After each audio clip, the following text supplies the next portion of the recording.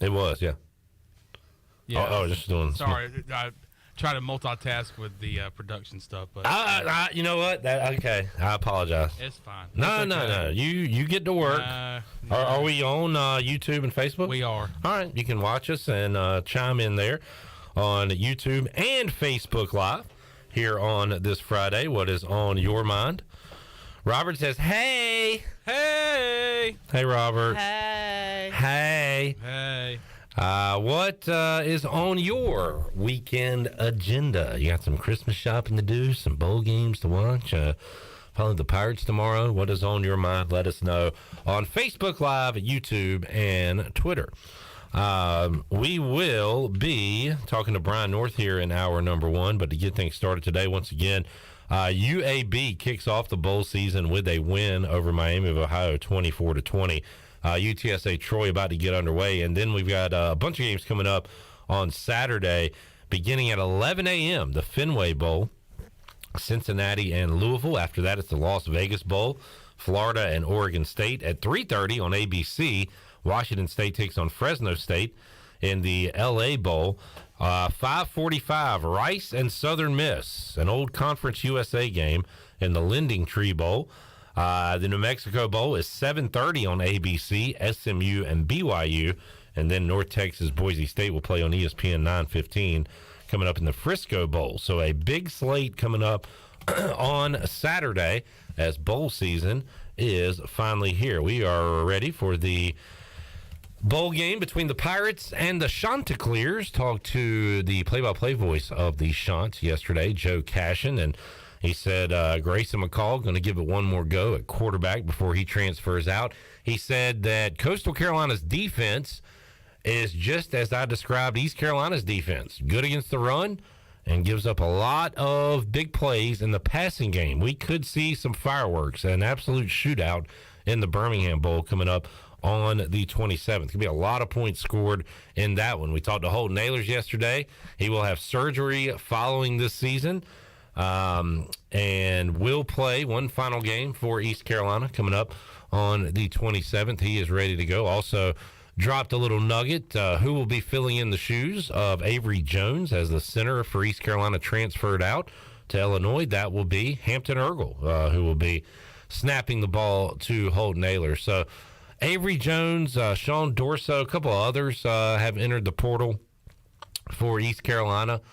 But no other major starters. East Carolina should be fully stocked for the most part heading into this game on the 27th. So that is good news and certainly motivated. We'll hear more from Mike Houston and company coming up next week as they continue their preparation for that game.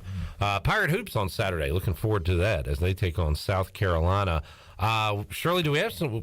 Can we get the Mike Schwartz from yesterday? From yesterday. Yeah, pull that up on our YouTube, and we'll do a little Flight by Yingling ECU practice report as we heard from Mike Schwartz. It's on our YouTube? Should be. Okay. Just wanted to Could make sure. be. All right. I'm going to say 100% it is. Okay. And I ain't even looking. Wow. But I trust our people. Bold. That's pretty bold. I'm going to guarantee it. Here it is. Nailed it. You were right, as always. And nailed another one, Chandler. Add another one. As always, you're right. Shirley, let's get our Flight by Yingling ECU practice report here. What Mike Schwartz had to say ahead of the neutral site game against South Carolina. It's been good to. The finals have wrapped up for our guys. It's been good to be back in the gym here the last few days. We've had 3 practice days in a row before we head to Greenville. Before we head to Greenville tomorrow. So, just trying. We've been waiting to have a stretch where we can have a few practices together to kind of just work on some things and really focus on some of the areas that we didn't have time to when we lost practice time because of finals and our schedule. So that's been good. But great challenge ahead. We know playing South Carolina on Saturday in Greenville is going to be a very difficult task, and just looking forward to getting up there.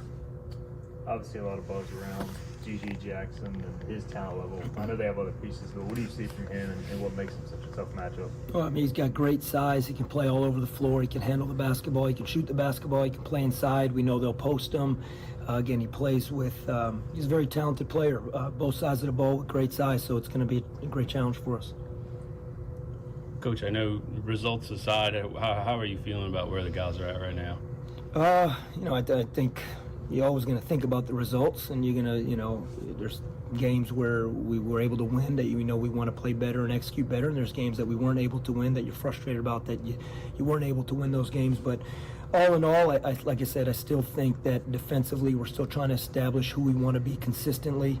Offensively, I think our guys are really finding a rhythm to how we want to play. But again, that could change game to game based on the type of defense that you play, that you face. The other day, Coppin State, they ran some matchup zone defense. They really kept the ball pinned on the side of the floor, so we had to make adjustments in the second half. But all that being said, I still say this: every meeting, every practice, every film session, we're still finding ways to teach, learn, and get better. And I think the most important part is I think our guys are really embracing that. We just finished up practice just now, and again, I think we've had 3 really good days. So just building, trying to get better each day. What kind of defense does South Carolina use? Or what do you expect? Man-to-man defense. I think they can mix and match some things in, but they're a big physical team. They got a big front line. They got guards that I'm familiar with that were there last season, and even some of the players that have come in there as freshmen. I know who they are just through overtime and scouting and things like that. So they got a physical team, a physical man-to-man defensive team that will throw in a couple different zone looks that will try and keep us off balance. Playing away from home, where you guys are obviously very comfortable here, but how important is it going to be to start quick against them? Yeah, I think we learned that when we went to Florida. I don't know what kind of environment quite to expect. I would expect the game being in Greenville and being in their home state, that they'll have a good crowd there. I'm hoping that the Pirate Nation will travel out and we'll have some people there too. But regardless, home, road, starts are really important. And we know early in the season we struggled getting off to the starts we wanted to. We kind of figured that out a little bit, and that doesn't mean that it's going to play out that way Saturday. But I think anytime you're on a neutral floor, anytime you're potentially in a road type environment, which you very well could be Saturday, I think you always want to get off to a good start. But I'd also say this: we were down by 5 at halftime the other night versus Coppin State at home, and it's a 40-minute game regardless of how you start. Do you see any similarities between the two programs? First-year coaches, young team transfers, still trying to kind of figure things out as they go along a little bit. I'm not involved, in seeing what they got going day to day, but here's what I do know. I have great respect for Coach Paris. I think he does an unbelievable job. I know the program he built at Chattanooga. I know what he's done there. I've watched them on film. I know what they're doing. I have great respect for their team, their players, and their coaching staff. I know some of the guys on their staff. So I would just have to, just based on having so much respect for him and knowing what he does as a coach and as a person, I would imagine they're still trying to establish who they want to be, both sides of the ball, putting their identity offensively, defensively, culturally. And I think a lot of programs are going through that when you have first-year head coaches at the program. But I would also say that even successful programs that have been there for a multitude of years and veteran coaches, I still think you're always doing that on a day-to-day basis. But just from watching film, I know they're building a great program there. Do you expect Tabs to be back, and also Caleb? I know he got popped in the face. Do you think he'll be available? Yeah, I think both will be available, considering we always talk about Stephen. We still have another practice day. All right. Some good news there.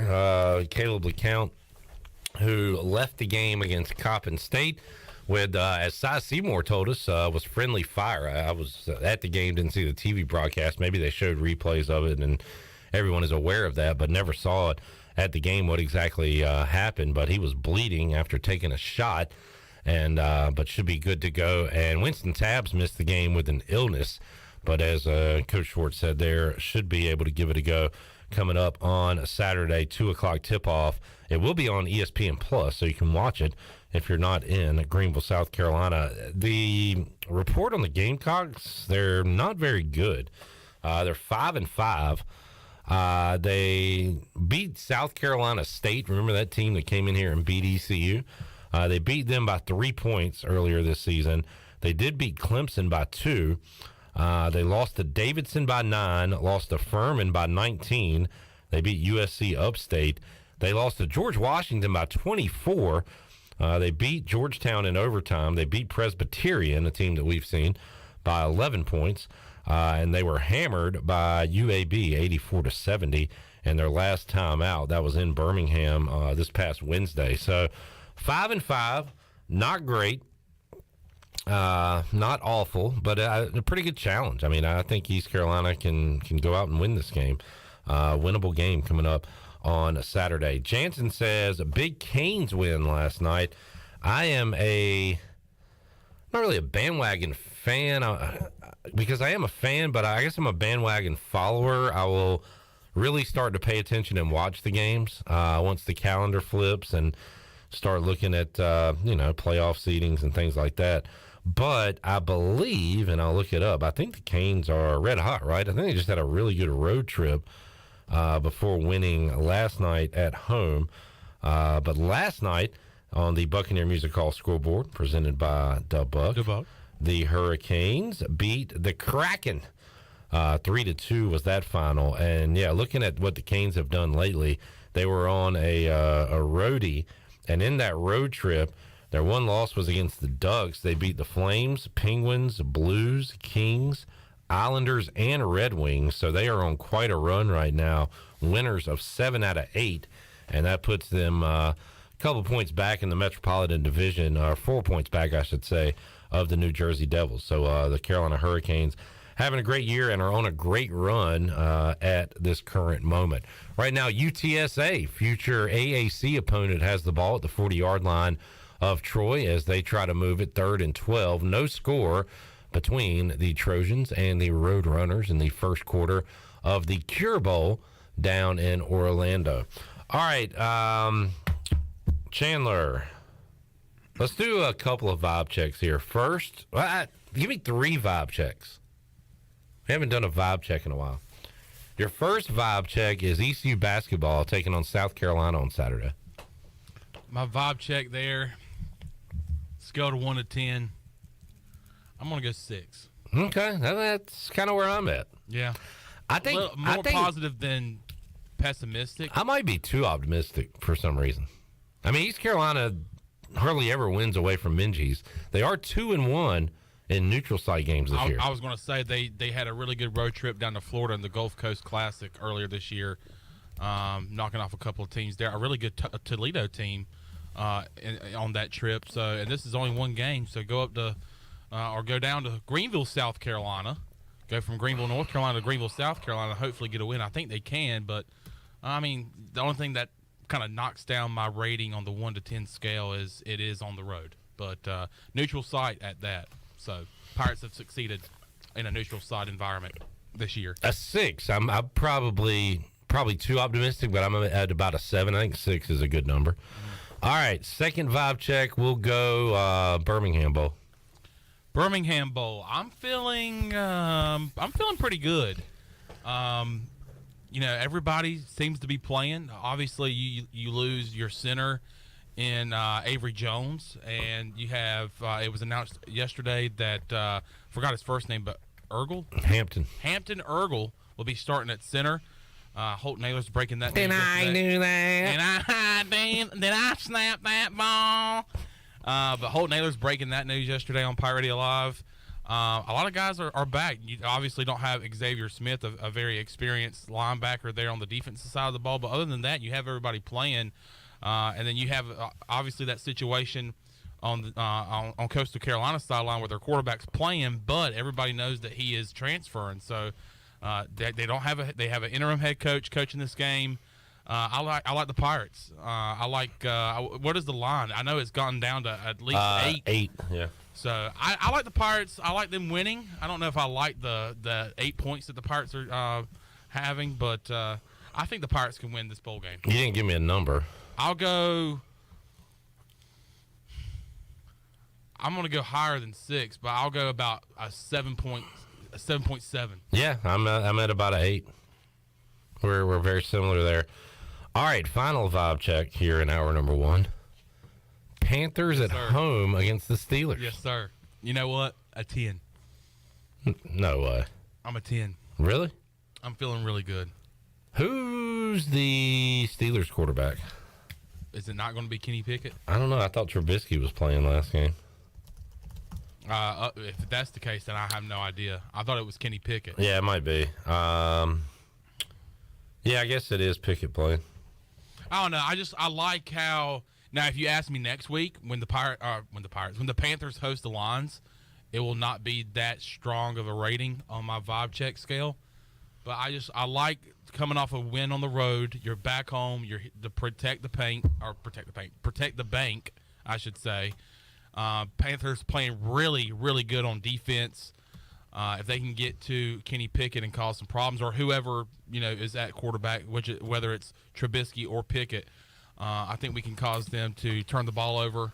We got a lot of ball hawks in that secondary, including J.C. Horn, the second-year man out of South Carolina. So if we can establish the run with Dante Foreman and Blackshear and Chuba Hubbard, I think the Panthers can win come Sunday. As of yesterday, the Steelers had not announced the starter. Also, Mitchell Trubisky and Mason Rudolph have taken first-team practice reps this week. So they might have a three-headed monster out there. That probably makes you feel better, right? Even better. The uncertainty at quarterback for an awful offense. The Steelers have played some really boring games this year. Low scoring. They struggle to move the football. And have a pretty good defense. And I'm aware of that, and I know how good this Panthers defense has been the past few weeks, really all season. They've done a really good job. It's the youngest defense in the NFL. A lot of people might not know that, but it's got a lot of talent, a lot of youth, and I think you'll see that talent come Sunday. I think they're going to create a lot of turnovers, get to whoever's at the quarterback position, whether it's Rudolph, the red-nosed reindeer, or it's Mitchell Trubisky or Kenny Pickett. And obviously, you hope that Sam Darnold can go out there and succeed. I think he's come in and he's 2-0 or maybe 3-0 now, is coming in as the starting quarterback for the Panthers. So you've had P.J. Walker, you've had Baker, obviously. Now Sam Darnold gets a chance after he was injured in preseason, and he's healthy, he's bearded, and he's playing some decent football. He's doing the job to get the wins that the Panthers need, and they need wins on the way out.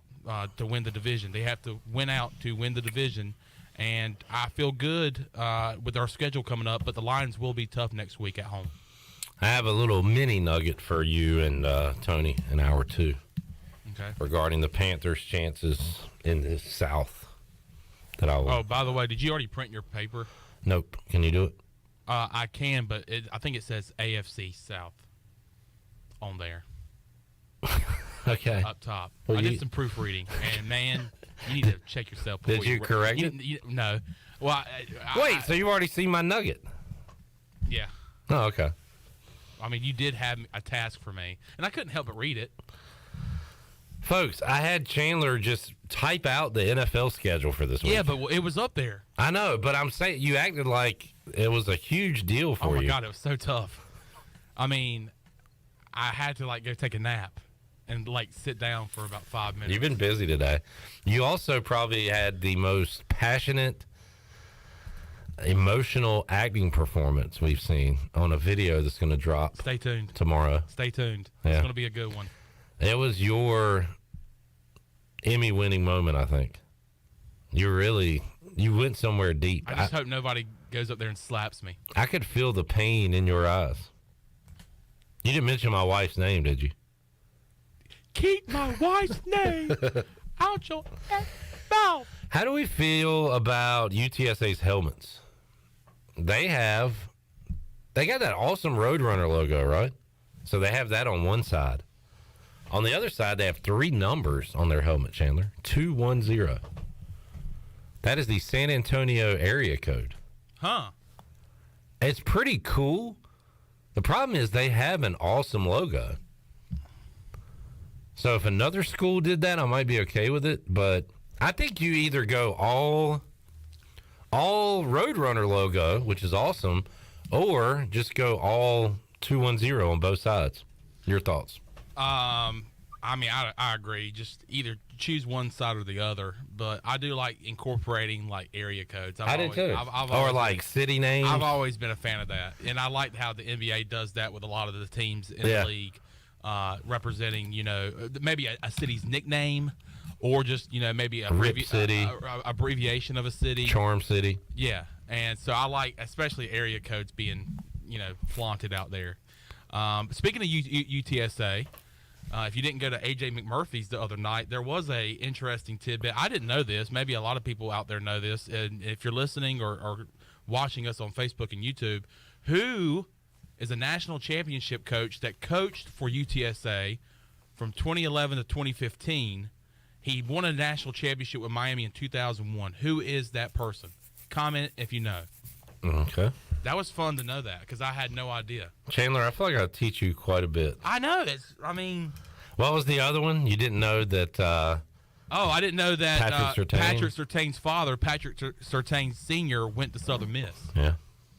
But who was that coach that coached UTSA from 2011 to 2015? He was a national championship coach at Miami in 2001. Who is it? Answer that question. Whoever gets it first gets a good job from me and Clip. Wow. All right. Chandler and I, by the way, will be here coming up Sunday night for a watch along. It is a big ball game, officially a big ball game, Mark Lindsay certified, as the Commanders take on the Giants. We will be enjoying some Familia pizza pie and wings. We will have some Familia, I believe, gift cards to give away. But we've got some really cool stuff to give away. Have you seen what we're giving away? No, I have, and I didn't know it until this morning. Party buckets? I was with Ellerby, and I said, hey, I got to go get the prizes. By the way, you'll have chances to win gift cards from Familia. And he said, I also have in my office some. Can you go cool... grab one real quick? Yes. Yeah. So Ellerby showed me this earlier today. We will be giving away one each quarter. We'll have fun with you guys. I saw Chad mention that he'll be locked in coming up on Sunday night. So we'll get the stream started around 8 o'clock or so. But Ellerby has put together 4 of these bad boys.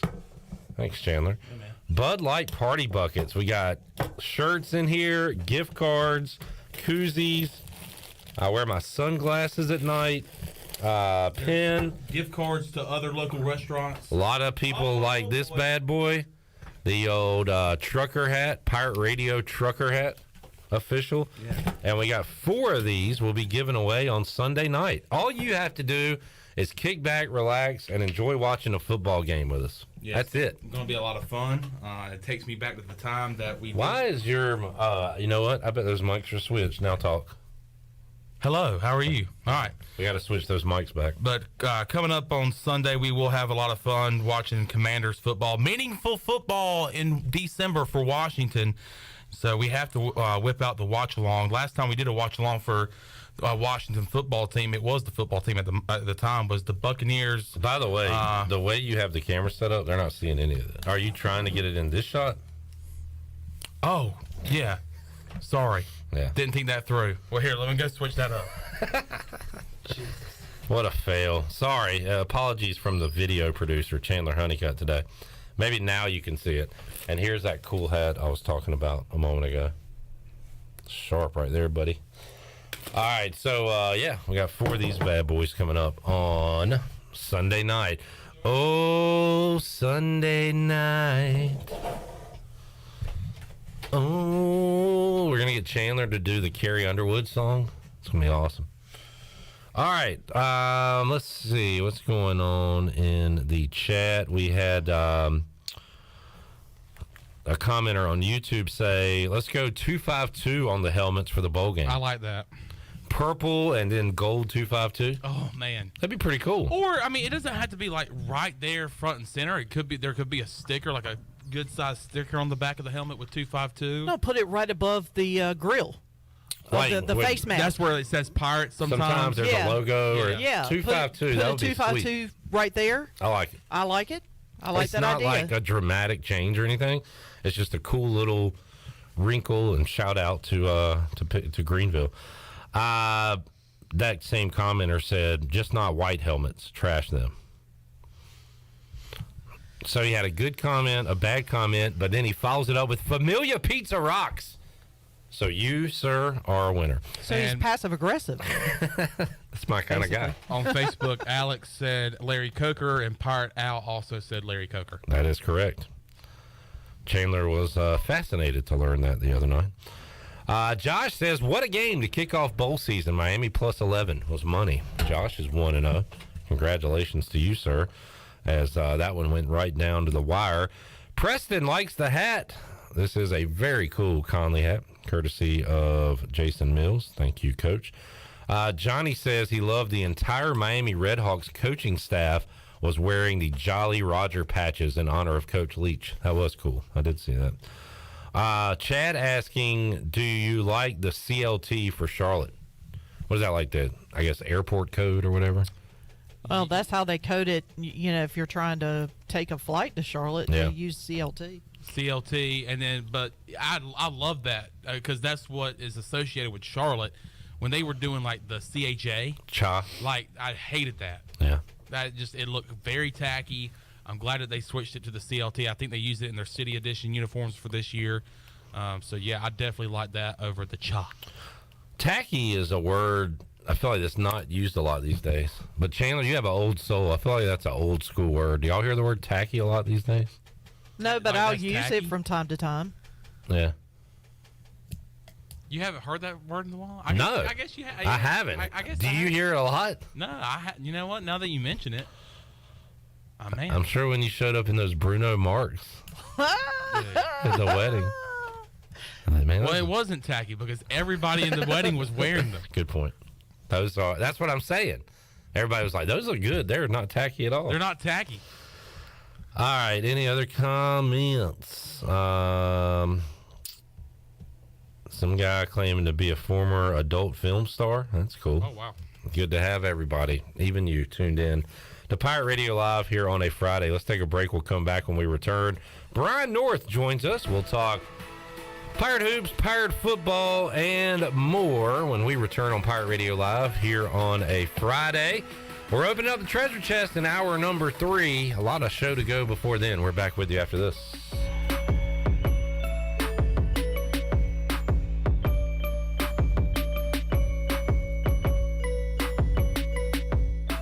Take a break from the holiday hustle and bustle with a visit to Jersey Mike's. I'm Wes Shepard, your local Jersey Mike's franchisee in Eastern North Carolina for over 25 years. Let us treat you the best subs in town. We can also take care of any of your catering needs this holiday season, large or small. Plus, we partner with many third-party delivery services that can bring your meal to you. Jersey Mike's, open 7 days a week for lunch and dinner. Everybody likes Jersey Mike's. Everybody likes Jersey Mike's. Jersey Mike's. Celebrate the holidays with America's favorite light beer, Bud Light. When planning your holiday festivities, be sure to pick up some Bud Lights at your favorite retailer. Bud Light carefully brews their beer to be perfect for anywhere there's holiday fun. Because when there's fun, Bud Light is there. Have fun this December and always stay in the game and drink responsibly. Bud Light, the official beer of the ECU Pirates and proudly distributed by Carolina Eagle Distributing since 1989. Happy holidays from Bud Light and Carolina Eagle. Go Pirates! Great. It's 30 degrees in here. This is going to be a cold night. No one's coming out this late. I'm on firewood. Dad! I'll put hot coals in our socks for bedtime. Mom! Hi, I'm from Delcor Heating, Cooling, and Plumbing. Got an email about your heat being out? That was me. I sent it from my phone. I think your socks are on fire. Ah! Call Delcor today to get a new system installed for less than $100 a month. Offer expires soon. Go to DelcorInc.com. Monthly fee based on new system financing is 9.9% APR for 120 months. Call Delcor for details. Love is never having to say you're sorry for your internet. Because with MetroNet, you get fast, reliable, 100% fiber speeds you'll love with unlimited data so you can stream, study, surf, and game on all your devices simultaneously. No lag times or buffering. MetroNet offers student deals. Get 100 megabit internet for just $39.95 a month. Switch to MetroNet today at metronet.com/switch. MetroNet. Love your internet. Hey, Ellerby, have you tried our new menu at Clean Eats? I was planning on going there today. Tell me what's new. First of all, you're going to love our new melts. A melts is a quesadilla folded over like a sandwich full of things like beef and queso and chicken parm. Scott, tell me you got more. Man, I do. We have pretzel bites with queso, our fabulous meat and taters wrap, and we even have Clean Eats mac and cheese, complete with beef or chicken on top. It all sounds awesome. I'm going to head over there now. Fantastic. I hope to see everybody at Clean Eats, 805 Red Banks Road, Arlington Village. This is John Gavigan with the Gavigan Agency. Our top priority is doing what is best for our members. Whether you are buying a new vehicle, a new home, protecting your family with life insurance, or filing a claim, our agency will be there every step of the way. Our goal is to become a trusted advisor for you and your family for all of your personal and commercial insurance needs. Give us a call in Greenville at 756-1400 for a car, home, business, or life insurance quote today, and give us the opportunity to show you the benefits of doing business with someone who cares. I'm Sam Jones, and for more than 3 generations, my folks have kept the fires burning for Eastern North Carolina Whole Hog Barbecue. At Sam Jones, you'll find our smokehouse pumping out wood-fired meats, cooked fresh every single day. There are no freezers at our place. Everything, and we mean everything, is made fresh daily, including our sides, sweets, and sauces. Stop in and see us, and I bet you'll be able to taste our passion in just one bite. At Sam Jones Barbecue, you'll find plenty of smoke, but no mirrors. You've had your new computer a few years now, but lately it's been running super slow, acting strange, and you're worried about viruses and losing data. This is driving me mad! Let the experts at University PC Care in Greenville and New Bern professionally diagnose your Mac or PC to see what's really going on. They'll determine the root cause and not just symptoms, so you don't waste money fixing the wrong issues. Call 252-558-1280 for in-store or remote service, or make an appointment online at universitypccare.com. This is Zach Agnos, and you're listening to Pirate Radio, the voice of the Pirate Nation.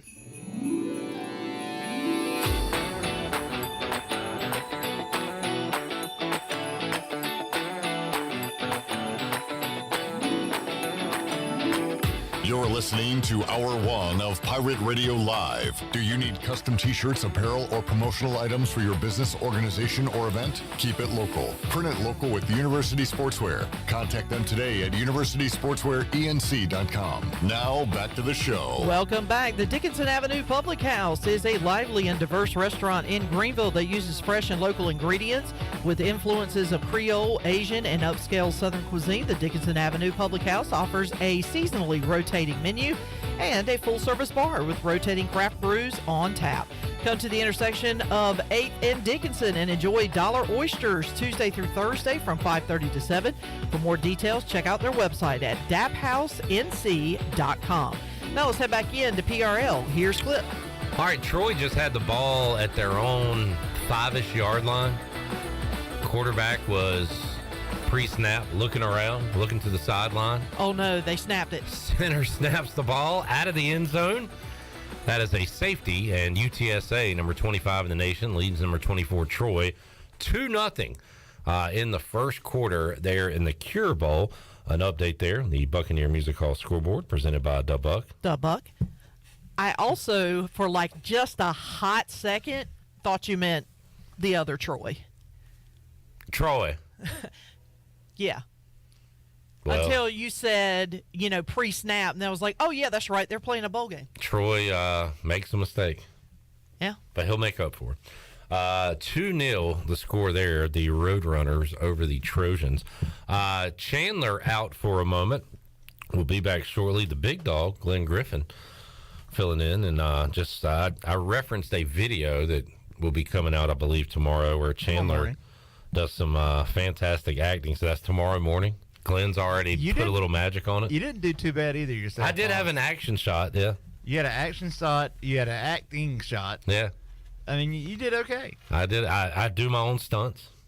Totally. Did not bring in a stunt man for it. So check that out coming up on Saturday morning. Those videos have been awesome this year, Glenn. I think they've been a hit. Like we found a nice niche there. Yeah, no doubt. We can hit. All right, let's head out to the Pitt Electric Live Line and get you ready for your sports weekend. Brian North joins us here on the program on a Friday edition of Pirate Radio Live. North, how you doing today, man? Doing okay. There's actually sports this weekend. I thought everything was done now with football. Well, Brian, that is a crazy good slate of college basketball on Saturday. East Carolina playing South Carolina on Saturday. We got bowl games. We got a triple header of NFL on Saturday. Yeah, there's a lot going on, Brian. Well, I guess I better start paying attention. Well, you don't have to. You can do other stuff. What do you got? Like birthday, Christmas parties, parades? I got to start some Christmas shopping sometime. Yeah. Putting up the decorations. Yeah, sleep. It's been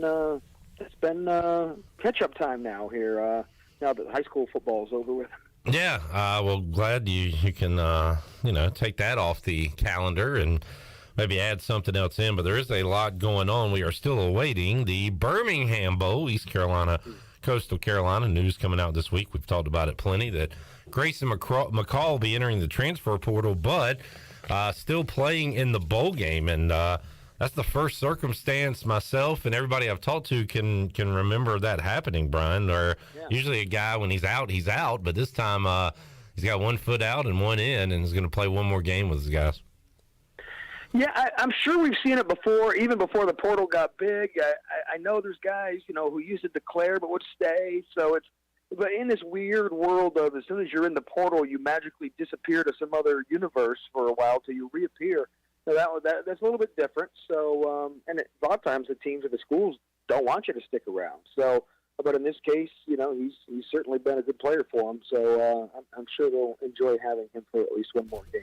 Holton Ahlers will be playing for the Pirates. We talked to him yesterday on Pirate Radio Live. Said he will have surgery at season's end, Brian, for that right shoulder that's been bothering him, all year and probably even before that. But he's going to give it one more go for the Pirates as they try to win their first bowl game since 2013. And, I guess, for the guys that are here, there's a big buy-in for this game. A lot of times bowls come down to motivation and who wants it, who's excited to be there. I don't know if East Carolina's necessarily excited to be in Birmingham, but I do like the matchup, Carolina versus Carolina, and I think these Pirate players, and certainly Mike Houston, are going to give it all they got.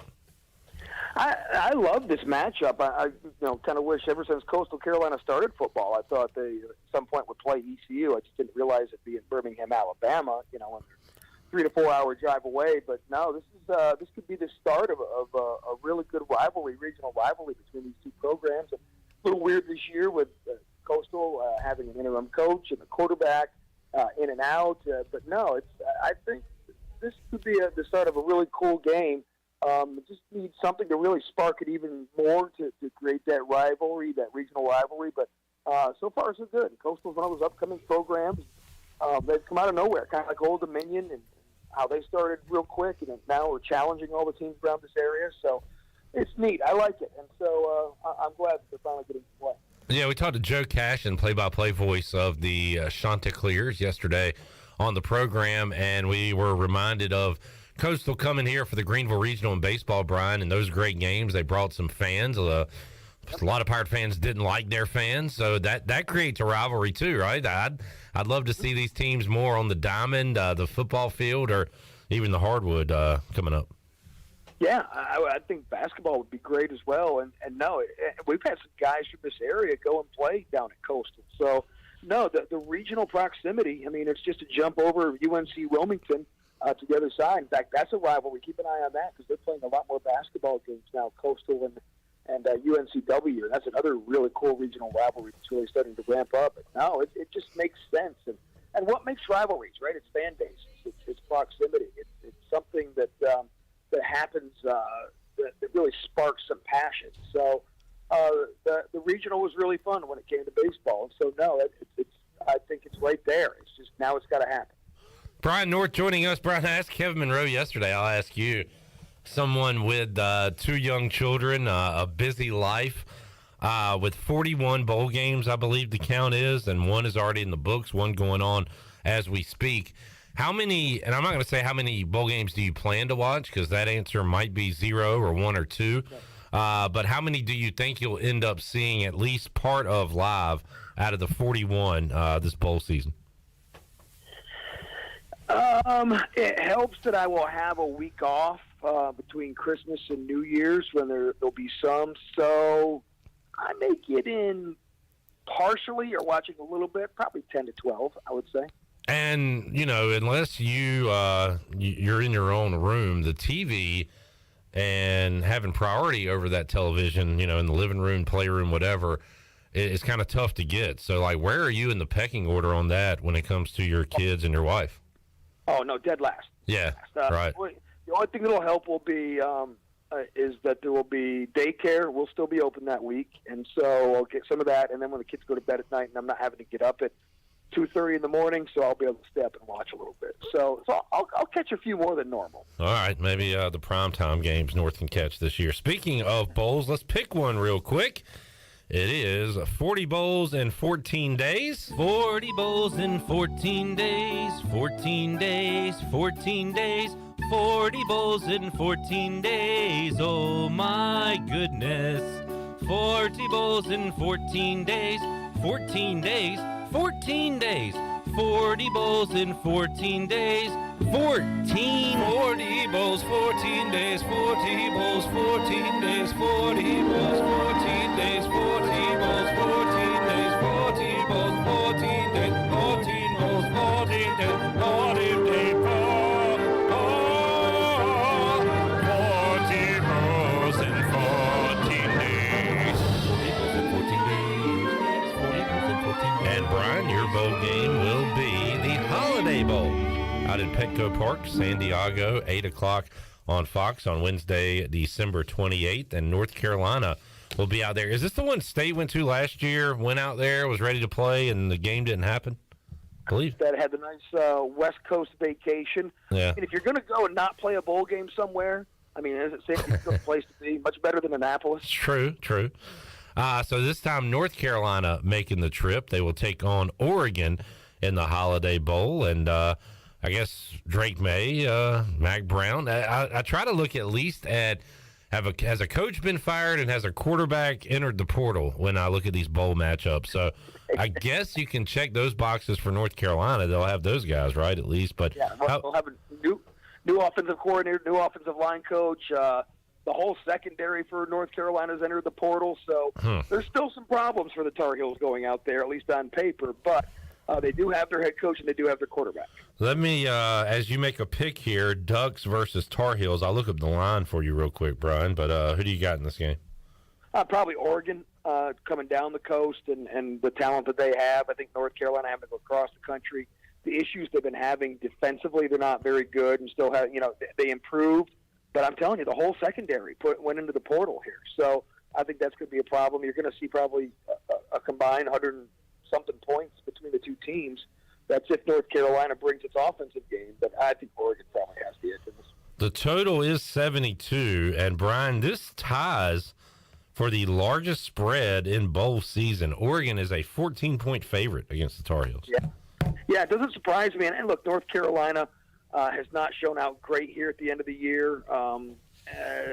Struggling down the stretch with wins. And so, and Oregon, when they started with that loss to Georgia to start the year, they rebounded and played a little bit better. But I think that's just one that, North Carolina having problems with basketball. They're just not real in the betting favor right now with anybody in Vegas. So that one doesn't surprise me at all. Yesterday we talked a little Duke and UCF, and when it comes to, I guess, motivation and things like that, certainly Duke is happy to be playing in a bowl this year. UCF would have rather been playing in a big-time bowl after winning the AAC championship, but they lost to Tulane, and maybe that's why Duke is the 3-point favorite here against the Knights, Brian, is the motivation factor alone.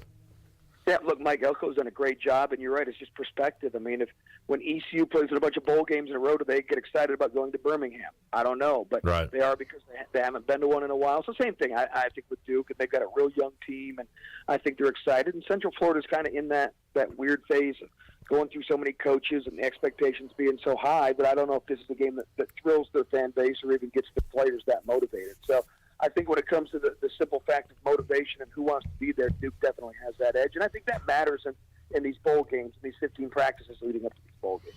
Brian North joining us, Pit Electric Live Line. Tony Dunn from the C3 podcast will join us coming up at 4 o'clock. We will go through NFL Week 15, and we will talk a lot of Panthers football. And, Brian, how about as we sit here heading into Christmas, the Panthers are still alive because they are in a terrible division, but Steve Wilkes getting a big road win for the guys at Seattle. Now they will have a home game, which could be a road environment with all the terrible towels that'll be in Charlotte coming up on Sunday. But a winnable game. The Panthers are favorites, and they're 5-8, Brian, but still alive. So folks are excited about this. Well, when I went back to the beginning of the season, I didn't know who to pick in this division because I didn't think anybody would be. Yeah, you were way down on the Bucks. I do remember that, Brian. Yeah, and look, they still have a shot, and they still have to play head-to-head, and it's kind of funny. We're talking the Panthers. If they win their final 4 games, they've only won 5 all year. But if they win their final 4, they're going to the playoffs, right? They just come off the first road win, and I think, 2 or 3 of those games are on the road that they still have to play. But you like the way they're playing, right? It's that boring formula of run the ball, don't turn it over, and play great defense, and that's what they're doing right now. And Steve Wilkes has turned around that culture in the locker room, and that's been pretty amazing to hear the players talk about it. Yep. Think about this. The Panthers fired their coach, traded away not only their best player, traded away one of their better receivers, and then also jettisoned their quarterback who started the most games for them this season, and now they have a chance to make the playoffs. It's pretty crazy when you look at the whole big picture scenario with this team. Brian North joining us now. Steve Wilkes is not the first interim coach to come in, win some games, have the locker room respect him, have the players want him to stay, and he's getting a lot of fan support now too, Brian, and you almost have to, kind of battle that emotion you're feeling right now because the previous guy was so bad, and Steve Wilkes is coming in and winning some games here, and owners and GMs, athletic directors, whatever the case may be, have had to go through this where it's like, hey, do we do a national search or do we just keep this guy that everybody wants where, maybe he's not the best coach on the market, but he's winning right now. I mean, this is a scenario we see all the time. Bill Stewart with West Virginia comes to mind where that one didn't work out. He was kind of a sentimental hire as the interim coach. So, and just interested to see what David Tepper does here. I do think he, paraphrasing, made some comment that Steve Wilkes has a chance to win this job. And right now, I would say he's done a good job of that. I would say if he makes the playoffs, you've got to give him that job. And let's be honest. I mean, Steve Wilkes is not. The NFL has not been kind to Steve Wilkes as a head coach, and that. He was set up to lose in Arizona. Right. So they probably owe him one somewhere, not necessarily the Panthers, but the league owes him one. And I think he's proven in this short sample that he's a pretty good locker room leader. And this is when you've taken away parts. Again, they've traded away their best player, got rid of one of their best receivers, and then think about this. How many teams in playoff contention have had multiple quarterbacks? Like 3 quarterbacks start multiple games for them. It's ridiculous. And yet they're finding ways to win. So, no, how can you not give this guy the benefit of the doubt? What would happen if you actually gave him good players? Oh, and by the way, he's fought a bunch of coaches who have gone with Matt Rule to Nebraska. So he's had to deal with this all behind the scenes, and yet they found a way to keep that team together. I thought when Matt Rule was fired, I didn't think they'd win another game. I thought they were going to tank the whole year and get the number 1 draft. Yeah, and here they are right now winning ball games and have a big one coming up against the Steelers on Sunday.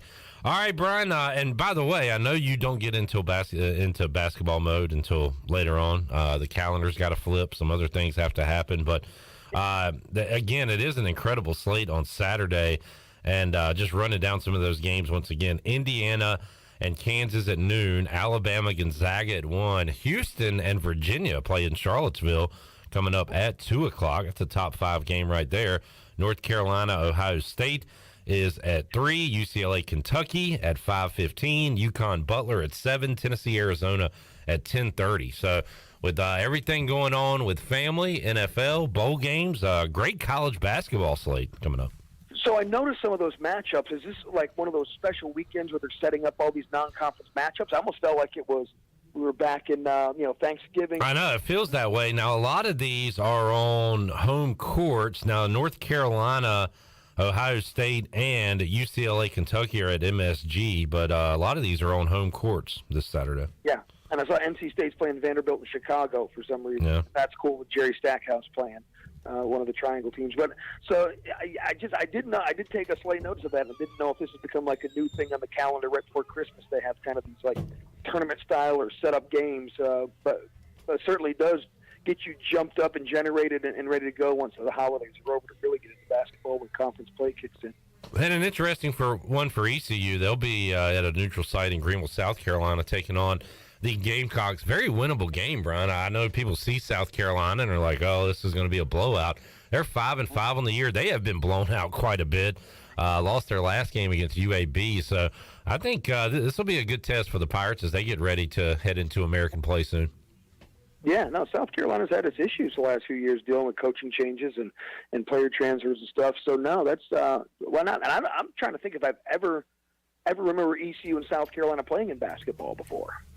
Yeah, I don't recall it. I go back to I mentioned this on the air a week or so ago, but I remember ECU playing Ole Miss in Minges Coliseum in the early 2000s and actually beating the Rebels. And that's as far as playing SEC opponents, it does not happen a lot here at East Carolina.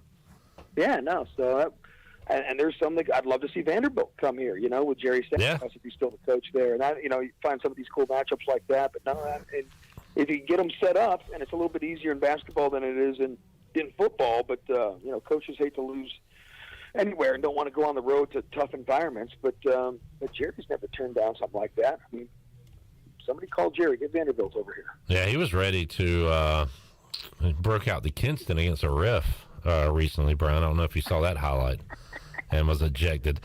Had great reaction, and he was great. He didn't hold back. He in the post-game interview, so I was expecting him to get suspended for a while or something. Yeah, right. He did go all Kinston on him, but that's Jerry, and he's still trying to get things fully turned around at Vanderbilt. And look, he was interested in the ECU job at one time when it was open. So Jerry, he's still trying to figure out this whole college basketball thing, and they've had some dandy, but they've had to rebuild a little bit this year. So he's still trying to get everybody on the same Kinston Tough page. Brian North joining us, Pit Electric Live Line. North, appreciate your time. As always, have a great weekend, man, and we'll talk to you again soon. All right, sounds good, Clipper. Brian North joining us today on the program. We'll take a time out, come back. You're ready to wrap up hour number 1 of Pirate Radio Live. UTSA has added a touchdown. They're up 9-0 on Troy as they play. 11:44 left to go, second quarter. In the Cure Bowl on the Buccaneer Music Hall scoreboard presented by Da Buck. Tony Dunn is here. He will join us hour 2 as we pick Week 15 and talk about a huge game for my Commanders and a huge game for his Panthers. Huge game for the Dolphins. We're just talking, we got playoff teams around here, folks. We're talking NFL hour 2. Back with you after this.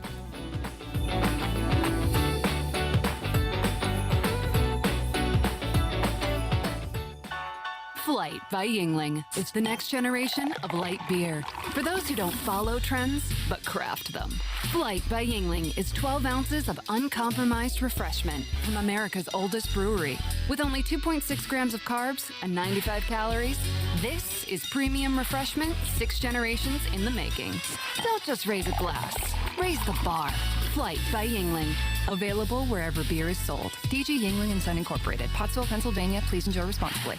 The convenience of Pitt Greenville Airport is waiting just outside your front door. Service is back, so you're connected to destinations worldwide through flights from American Airlines. Plan your next trip. Book your flights today at flypgv.com or aa.com. Avoid the long check-in lines and congestion at the big airports and fly local at PGV. Fast, convenient, and close to home, PGV has American Airline flights perfect for your next trip. Book today at aa.com. PGV, where the Pirates fly.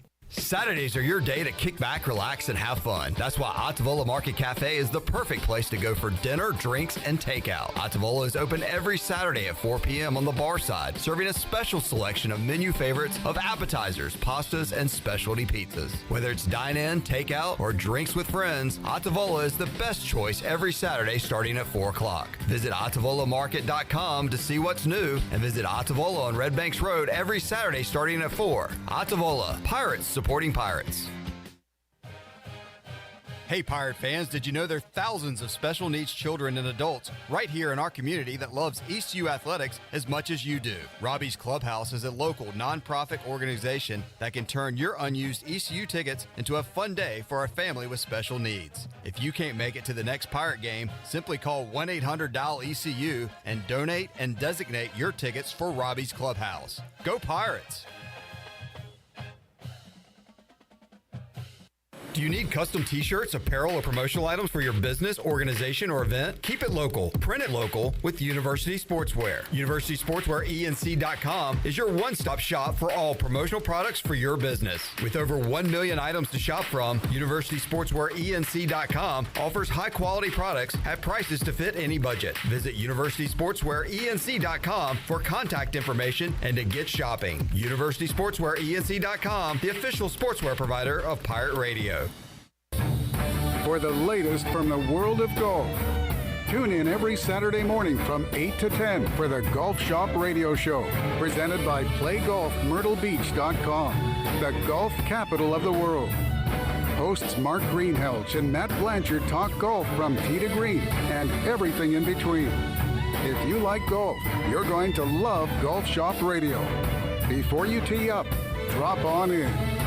Welcome to the Golf Shop.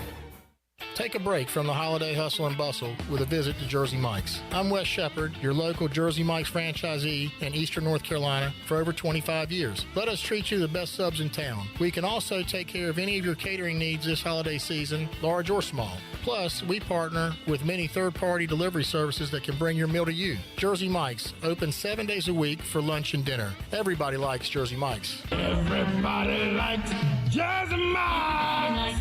Jersey Mike's. UBE and PirateWear.com is excited to offer Pirate Nation the largest selection of new ECU merchandise and tailgate supplies ever. UBE has the best prices in town, so that makes UBE your one-stop shop for all things ECU. UBE does daily restocks of Champion, Adidas, and Under Armour. Don't forget to bring your young Pirates in to plunder the Crow's Nest, which is the only kids store dedicated to ECU. Plenty of free parking uptown in Greenville. Visit them at PirateWear.com. Go Pirates! Pirate Radio. It's great to be on. This is an honor. You know, Pirate Radio is kind of a cult following around North Carolina, so I'm excited. The voice of the Pirate Nation.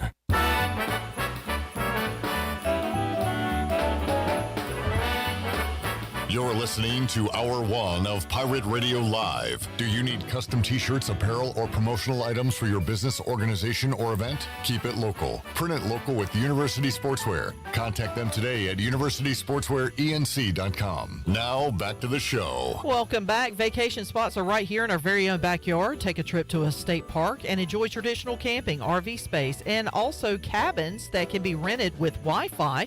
And if you're by a lake, be sure to check out the opportunities to rent a canoe or kayak and get out on the water. Your next adventure is right around the corner. For more information, please visit ncstateparks.gov. Now let's head back in to Pirate Radio Live. Here's your host, Clip Brock. Back with you on Pirate Radio Live here on a Friday. Technically wrapping up hour 1, sending it to hour 2 here. Tony, last week, Tony Dunn's here. Hey, Tony. Hello. Well, I am. Am I here? We got to switch those mics. Can you do that right now? Do you mind? Just kind of putting like this. You gotta lift it. Yeah, lift one of them. And then here, I got it. I got it. I got it. I got you. I got you. Good. Yeah. All right. That one over. All right. Now am I here? Yeah, we are cooking. Am I here? I don't know. We're cooking with grease. Fish grease. Hotter than fish grease. Your headphones were turned way low. Yeah, they were. I couldn't even hear myself. I didn't know if I was here or not. Tony, what dishes have you been cooking up lately? Ooh, been killing great. I do a great egg fried rice. Man. I do that. Yeah. I do a great, sort of my spin on, what they call a penne al vodka, which is like a cream-based, like a spaghetti or penne or something like that. Let's go back to that egg fried rice. What do you put in it? What are the important ingredients? Okay, you start with carrots, onion, and celery, and a lot of garlic. You brown that up. You got to make sure you got some good cold rice from the day before. I hear that all the time. That's the number one key. I'll do some shrimp or some chicken in there. You get those, you saute up all those vegetables real well. You cook those like the meat and stuff like that. And then you put in the rice.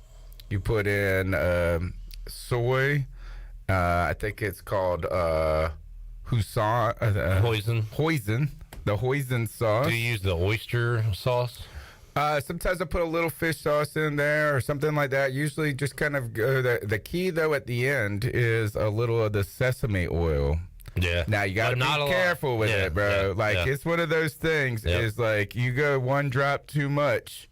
You really learn the first time if you use too much, like how overpowering it's crazy how you can buy a bottle of sesame oil and it like lasts for like 22 years. Like, I still have the same, and I'm like, I don't think oil can go bad.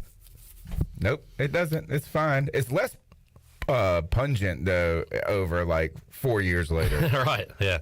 In fact, use day-old rice and 4-year-old sesame oil. Yeah, and I've been looking up this. I think I'm going to do some Mongolian beef tonight. Yeah, nice. So I'm excited. I've been looking. People wonder what I'm looking at on my computer during the show. It's usually like recipes. I'm trying to make that night. Love it. So, I love it. I love to cook. I'm excited about that. Last week, forgot to give you a bowl game to pick. So before I forget this week, let's do that. Then we'll take a timeout and get into our NFL. Crappy one. It's decent. It's a former national championship matchup from many, many years ago. Shirley, first we need to hit the music. 40 Bosun. I want to do the 80s hip-hop with Morgan later. So, I don't know. Just pick whatever one you want. You got multiples now? Oh, yeah, we got a lot. Oh, wow. You've been in the lab. I've been in the lab. 40 bowls in 14 days. I'm going back to the original. Days, 14 days. This is on every 40 version. bowls in 14 days. Oh, my goodness. 40 bowls in 14 days. 14 days. 14 days. 40 bowls in 14 days. 14. My favorite one. Days. Country version. 40 bowls in 14 days.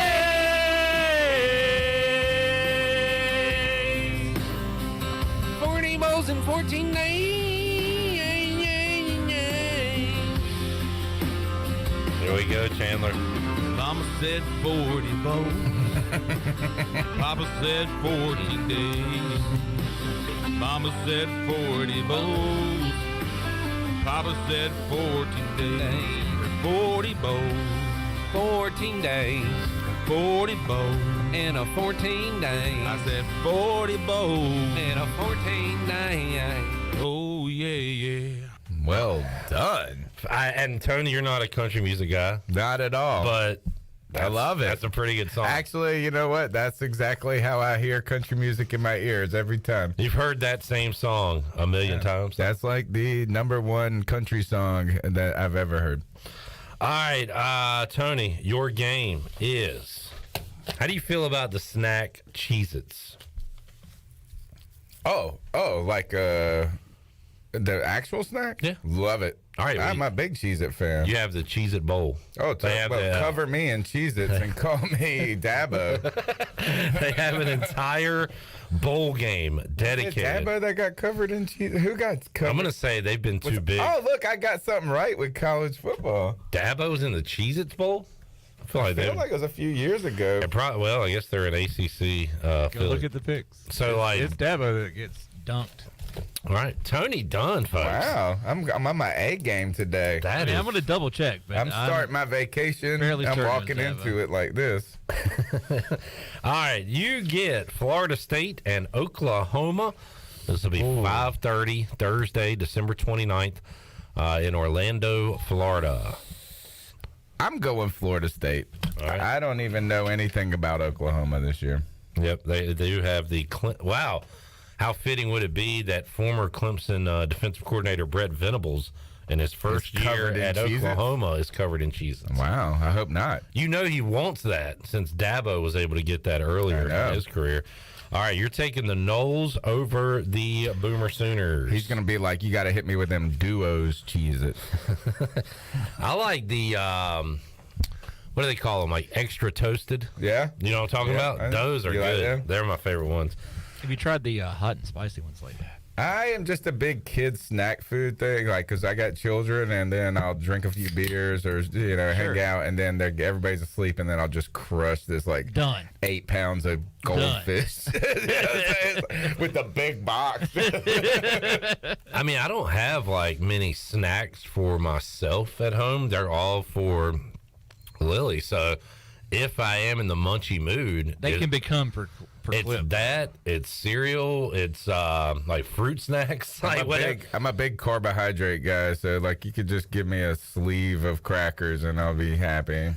Those dang chocolate chip granola bars that like she'll eat. So the ones that this is a guilty pleasure right here, Big Crush It, is my wife has bought these. They're great value, so they're the Walmart brand, and they're the mini, the packs they can put in their lunch. Yeah. And they're these mini cookies. Yeah. Did you just go through them? And you can eat like an entire wait a box. second, just give me the box. Yeah. You crushed 5 packs before you even realized. Easy. Oh, sorry, I'm having fun. I'm on my vacation. You've already mentioned that. I know. Are you excited about it? A little bit. A little bit. I'm glad to be here. I'm not excited to hear how I did in the picks last week, though. It was bad, I'm sure. I think you were like either 8-4. I was 7-5. I think you were 8-4. Tough week last week. Chandler once again killed it, though. I saw somebody in this pick'em league that is at AJ's, and they got a Pat McGloin. Oh yeah, he's on the board right now. Perfect card. Dang.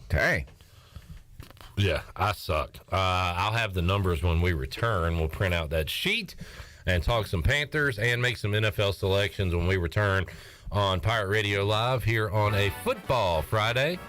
UTSA up 9-0 on Troy in the Cure Bowl on the Buccaneer Music Hall scoreboard presented by Dub Puck. More to go. PRL after this.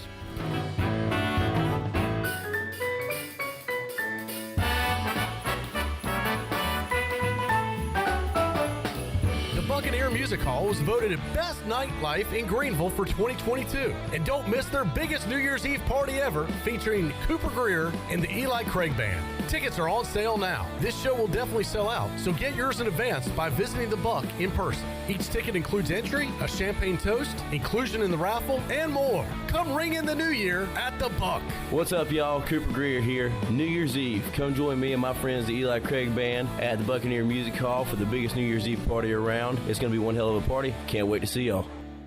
Jeff Stein from Brown & Wood, our special guest today. Jeff, the holiday travel season is here. Folks are going to be traveling. How can you help them out in the service department? With the winter months coming, customers are putting on new tires, getting alignments, making sure we check their brakes. We also have an increase in parts inventory, so that's speeding up the process for the customer. And don't forget, we have free pickup and drop-off. To make an appointment, you can visit our website at brownandwood.net or give us a call at 252-355-6080. Brown & Wood, 4 brands, 3 generations, 2 rooftops, and 1 goal to make sure you leave a happy customer. Hi, this is Jeff Charles for my friends at Ed Watkins Marine. I've known Ed personally for years, covering his winning performances on the football field and on NASCAR's pit road. Now Ed is winning on the water, and you get to win too. You win with awesome prices on boats from Ed Watkins Marine, and of course, great service after the sale. If you're looking for a new boat, contact Ed Watkins Marine today. They will deliver anywhere. Find them online at edwatkinsmarine.com and tell them the voice sent you. Hey guys, 'tis the season to shop Shimmer Boutique. It is your one-stop shop for the whole family this holiday season. This is Ashley from Shimmer, and supporting local is important. That's why we have the widest range of local North Carolina clothing. Shimmer carries a great variety of men's, youth, women's clothing, and jewelry as well. Plus, we will always help you pick out your gifts and even gift wrap them for free. Let's make holiday shopping easy and fun with Shimmer Boutique, located on Greenville Boulevard behind Starbucks, in Winterville besides New River Pottery, and in Jacksonville. The best burgers around. Everyone loves a thick, juicy, and fresh burger. Tiebreakers in Greenville, plus the all-new Tiebreakers in Winterville, do real burgers better than anybody.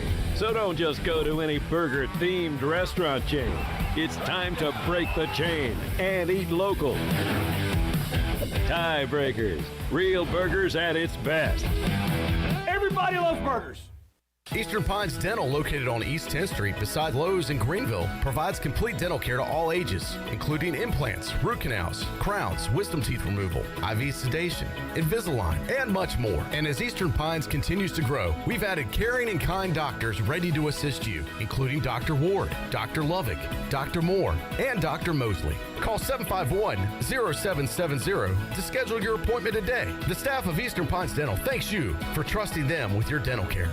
Hey, I'm Holden Ahlers. No one knows better than me how important it is as a quarterback to have protection on the field to be successful. My frontline team is critical to my success. For your frontline insurance protection, you need the team at Buck Insurance Agency. Buck Insurance Agency is your local team and have been helping customers like you for over 30 years with their insurance needs. When you need insurance protection, you'll get the whole team with Brian Buck and his staff. Call toll-free at 877-357-1966. Go Pirates. The Rick House is Eastern North Carolina's premier American-style restaurant and bourbon bar with daily specials. And here's the lineup. Mondays feature $7 margaritas and half-price appetizers. Tuesday is stuffed seafood night. Wednesday is date night. Thursday is roasted smoked lamb chop night. Fridays is prime rib night. And Saturday is Italian night and is also Fred and Wilma night with our 36-ounce bone-in tomahawk steak just like the Flintstones. And on Sunday, it's our legendary brunch from 10 to 2. The Rick House, American Provisions and Spirits, 710 Red Banks Road beside the bowling alley in Greenville. This is Pirate Radio, WGHB Farmville, 1250 at 92.7 FM Greenville, WDLX Washington, 930 and 104.1 FM Washington.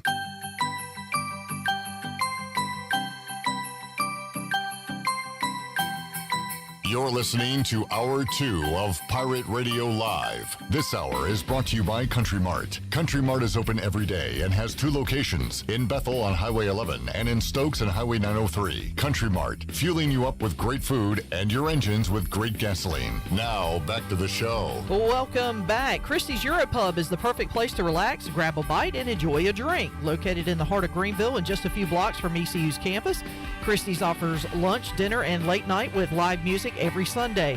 Come have brunch Monday through Friday from 11 to 3 or Saturday and Sunday from 11 to 4.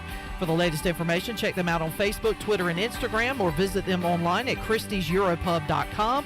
Scratch cooking takes time, so relax and enjoy a pint at Christie's Europub today. Now let's head back into PRL. Here's Clip.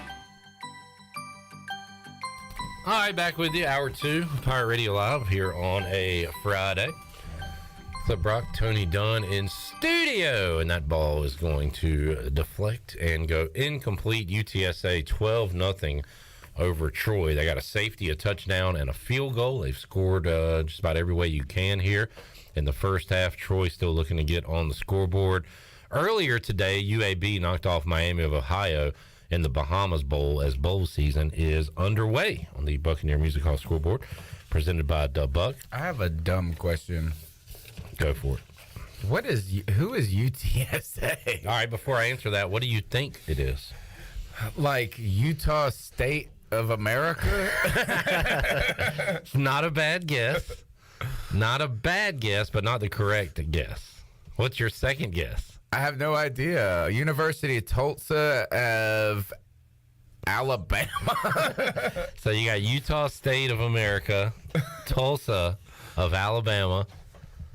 Yeah, there is that IUPUI, Indiana Purdue University like at Indianapolis or whatever. Sounds like you need a amoxicillin for that. IUPUI. Do you want to take a final guess? No, I don't. All right. Well, Tony, you'll be surprised to find out Tulsa, El Paso? No. Next year, East Carolina will be playing at UTSA in a conference game. They will be joining our conference. The Technical University of Sacramento? I like this more than me telling you the real name. It's not going to be as fun once you find out. Gosh, is it like that clear? Not really, but it's a lot clearer than what you're saying. It is the University of Texas. Okay. At San Antonio. Ah, good gosh. And Tony, there is a clue, there is a hint, because on the side of one of their helmets are the numbers 210. Is that the area code? Yes, it is. So should we get like some alternative helmets that have 252 on it? Yeah, we should. The problem is, though, they have an awesome Roadrunners logo on the side. So they should either go double Roadrunner or double 210, in my humble opinion. And that guy's playing with a giant cast and a boxing glove on his hand. This game's got everything. It's wonderful. So there you go, UTSA. A fun fact about them, Tony, they play in the old Alamo Dome where the Spurs played back in the day. So they're one of the very few teams in FBS that play in a dome. So that's going to be a weird look for East Carolina next year. That who played in? The Spurs. Like the basketball team? Yeah. So what do they hold, like 25,000 people? Well, so the Alamo Dome, when the Spurs played, used to put up this weird big curtain. Do you remember that? No. It always looked funky to me. And they only played in like half of the room? Yeah. Let me see if I can find like a picture of it or whatever. But they had like this thing like blocked off or whatever. It looked, And like when you were walking to the bathroom, you could get lost in like the Bed Bath and Beyond section, the Beyond section. yeah, if you go past that curtain, you're pretty much done. Like you'll get. You got to pay like for readmission. So I guess they expanded. I don't know how many it holds. Let's find out. As we are off topic here on a Friday. I feel like we're right on topic. Yeah, true. The Alamo Dome. It seats 127,000 people. It can't be that many for. It's got to be like 64,000 64 for football. Yeah. Imagine going to a basketball And game it's with only 64,000 people. In it. 20,000, and it says expandable to 70,000 for basketball. So yeah. Anyway, that's awesome. There is that. All right, Tony. The Panthers beat Seattle last week. We played the. Let's hit it again. Tony's here. Shirley, can you hit that? The DM I sent you of Steve Wilkes yesterday, the post game. Protect it.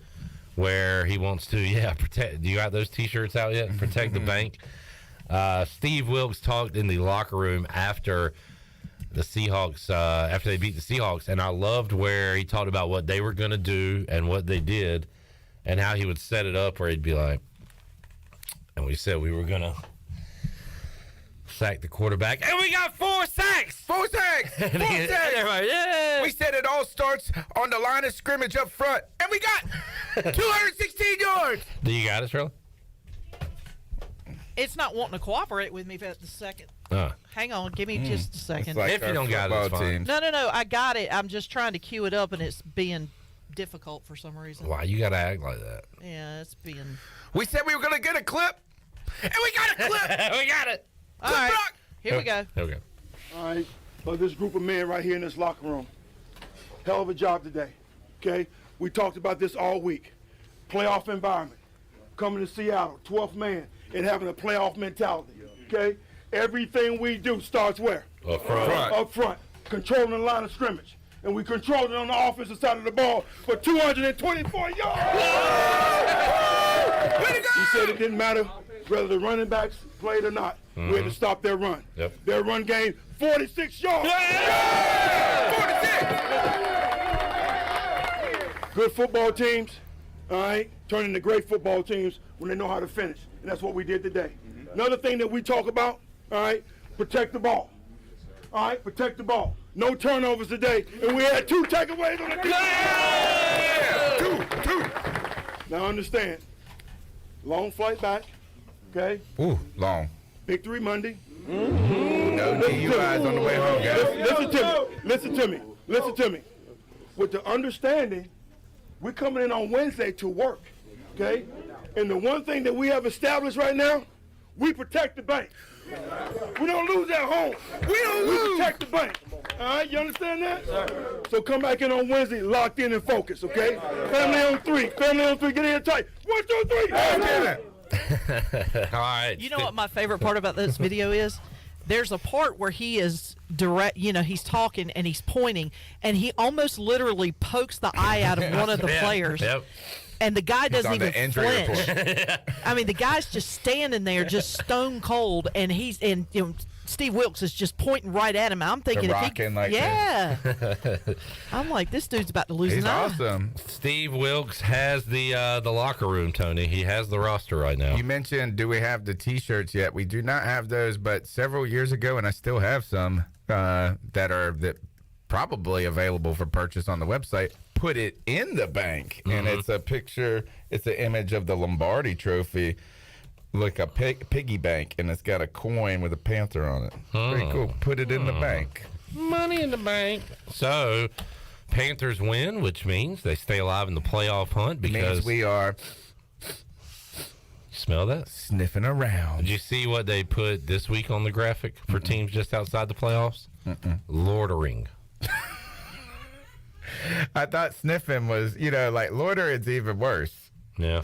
You know who loitering goes to is to the people like illegal? the Seahawks and the Giants who are frauds. Those are fraudulent teams who are loitering. Hey, welcome to my world. I don't know if I've called the Seahawks frauds. I definitely have called the Giants frauds, which makes me triple nervous for Sunday night because this is a big game for me personally. Why is that? Because my team's in it, and they're playing the team that I've called frauds all year. And it's a watch-along. And we're having a watch-along Sunday night. Are you nervous? I am. I'm a little nervous. But we'll get to that momentarily. Tony, how about this? If the games all play out the way Vegas says they will, on Sunday night, the Panthers will be tied for first place in the NFC South. Bring it to me. Because the Falcons play the Saints, the Bucks play the Bengals, and so if the Saints beat the Falcons, Bengals beat the Bucks, you guys take care of business, first place. We hung out with a Steelers analyst this week, Mark Burgeon from the Believe and Steelers podcast, and he said this: there is a possible scenario where every team in the NFC South finishes 6-11. It could happen. And is that what you're saying? Yeah, well, and like in chaos. It's like the whole division has a tie. At that point, do we finally just not give a division winner the playoff spot? Is that like the thing that ruins it? It could be. Gosh, it very well. It's not gonna happen. The Panthers are gonna go. We're on the road to 8-7. I mean, Brian North said earlier 8-8. No, what would it be? 8-9. Right, 17 games. I don't know how to do math, obviously. Yeah. Brian North said earlier, if they win these final four, and again, they've only won 5 games all year, but if they can win these 5, it's kind of remarkable they're in this situation. What's kind of wild though is how you win and when you win is so important to how we perceive you as a team. Mm-hmm. If you are a team that wins 2 or 3 games in the beginning, and then you lose a few, then you win 2 or 3 games in the middle, and then you lose a few, and then you lose 2 and 3 at the end, and you finish 9-8, you're like, oh, they're an all right team, middle of the pack. But if you're a team like the Panthers, you're never, it doesn't even, if you get to that number, you're still in so many people's minds a terrible team. In a way, yeah. It's like, so, and then on the other hand, is that. But I mean, the Panthers were a terrible team. We are. I'm not going to go to, like, right now, I don't think we're just rocking, man. You're not terrible now. No, we're not no, we're not. We were dysfunctional. For sure. But at the same time, it's like any win we have or any good moment we have is just something to hold on to and be happy about. Like, really, you can't disappoint me. I'm already disappointed. I can't pull over anymore. I'm already pulled over. Yeah. I brought this up, too, with North, that now Tepper and the Panthers are in a situation that a lot of teams in the NFL and colleges have been in the past where, like, from an emotional side, hell yeah, you want Steve Wilkes to be the coach. You want him forever. Yeah. I disagree with your point here. But from a, is he the best candidate out there? Probably not. I don't know. What are you disagreeing with? Your point. What's my point? That you are, I guess, the nostalgia of Wilkes being with the team in the past, the sentiment of success in lieu of terribleness. So, like, you just went on your worst date of your whole life, and now you went on a date with someone, and it was just marginally okay, and you're like, oh, well, let's get married. I think this is that I understand what your point is that you don't want to just be overwhelmed by or live in the moment too much, prisoner of the moment. But who the heck is better? Right. So, like... And I really believe this is like, tell me the name. Like D'Amico Ryans from the 49ers defensive coordinator. Zero experience. Yeah. What success has he had that Wilks hasn't? No, he hasn't. I'm just saying, like, a young, up-and-coming coordinator versus Steve Wilks. You can't give me... Steve Wilks has a terrible head coaching record. Actually, not as bad as you would think.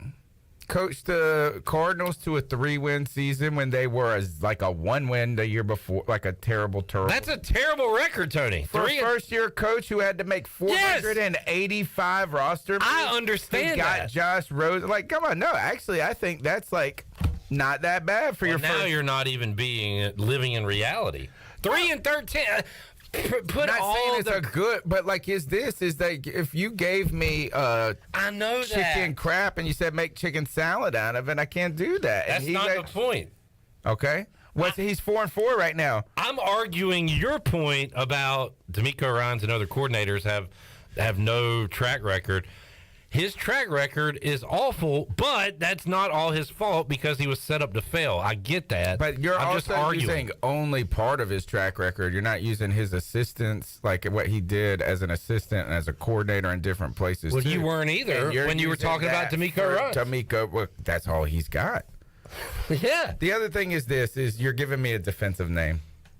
So to me, it's like a lateral move. Okay, that's a good point. Is that like who's a good offensive guy? That's like I think you're talking Greg about Roman. this. And that's who I've been hype on. But like, you know who hates them? Raven fans. I feel like every fan though who likes their quarterback and doesn't hate their head coach always hates their offensive coordinator. I think everybody hates their offensive coordinator unless you're just winning. Yeah. And the other guy is the other name is who's the dude from Dallas? Moore. Kellen Moore. Kellen Moore. And I think there's only one name in the entire landscape that could that should override, could possibly. No, yeah, I think that's like unrealistic though. Because who's the realistic? Harbaugh. Is that more realistic than Sean Payton? Yeah, you don't have to trade for him. Oh, y'all had a should we trade for Mike Tomlin? Was that just kind of a talking point last night? Mike Florio brought it up. Oh, really? Yeah. What would you have to give up? Like somebody said a first. A first? Yeah, no, you definitely don't do that. Anyway. No, I just want to say is like for me with Wilks, I understand what you're saying, but I think I don't think Wilks is just the regular guy who's never done anything in the past either. Who became I'm thinking of the Fangio, not Fangio. That's not it. Who was the guy that took over for the Raiders? He had an ethnic Italian type name. Who? When? Last year? Last year. Yeah. Well, they had Gruden. No, the one that was the interim, and then he didn't get, and they took him to a winning season or somewhere and then he didn't get the job. Remember. I know you're talking about. I can't remember his name. But Wilks is he's had head coach. Rich Bisaccia. Oh, yeah. Bisaccia or whatever. Yeah. So I don't know. Look, I think this is the other thing I say with Steve Wilks is that imagine if you fired the CEO of a company and you put in the VP with the mindset that this was a temporary thing. You don't really think the VP has got the chops to do it. And then he comes in and does a far better job than you ever expected, than the guy you fired. How can you just go out and bypass them completely for someone who has never been a VP of a company or a president of a company? And I just think, what else does Wilks have to do? And I think he's doing everything he can right now, whether or not he gets the job. And I think there's some other complications, too, because imagine not giving him the job, giving it to an unproven coach, and then he's also it better be D'Amico Ryans for a specific reason. Well, honestly, because Wilks is involved in the suit against the NFL. Oh yeah, and for Tepper too, he's not the most popular amongst the Panthers fans right now. If he wants to make again, it would be kind of an emotional move, but there are reasons to hire him. But it could give him a little higher approval rating if he brings him in. I tell you, there's some other names out there that wouldn't help his approval rating, right? And you can't go really. I'm actually underwhelmed by the names that are available in the coaching world. I mean, the one that Panther fans wanted before Wilkes started doing well was Ken Dorsey, and I don't want none of that. All right, how about Washington offensive coordinator? Norv Jr., Scott Turner. Been there, done that. I know. You don't like him, do you? No, he's fine. I think I think he's fine. Exactly. I'm okay. I think he's pretty good at his job. Yeah. Can I be hypothetical here? Can you be what? Hypothetical. Yeah. Sober up. If the Panthers win out, is an interim head coach eligible to be coach of the year? Because I mean, you're taking a 1-4 football team. And what would their final record be? 9-8. And they would have a winning record. 9-8, win the division, make the playoffs. Is he eligible as an interim head coach? He wouldn't get it, but I think he would be. I mean, he should be in the conversation. Kyle Shanahan, Vikings coach. I think maybe it's the Dolphins coach. Yeah. Oh no, it'll be dang Sirianni. Yeah, I mean the Eagles were supposed That's to be who I pretty think good. is going to get it no matter what. But good question, good point. But it should be him.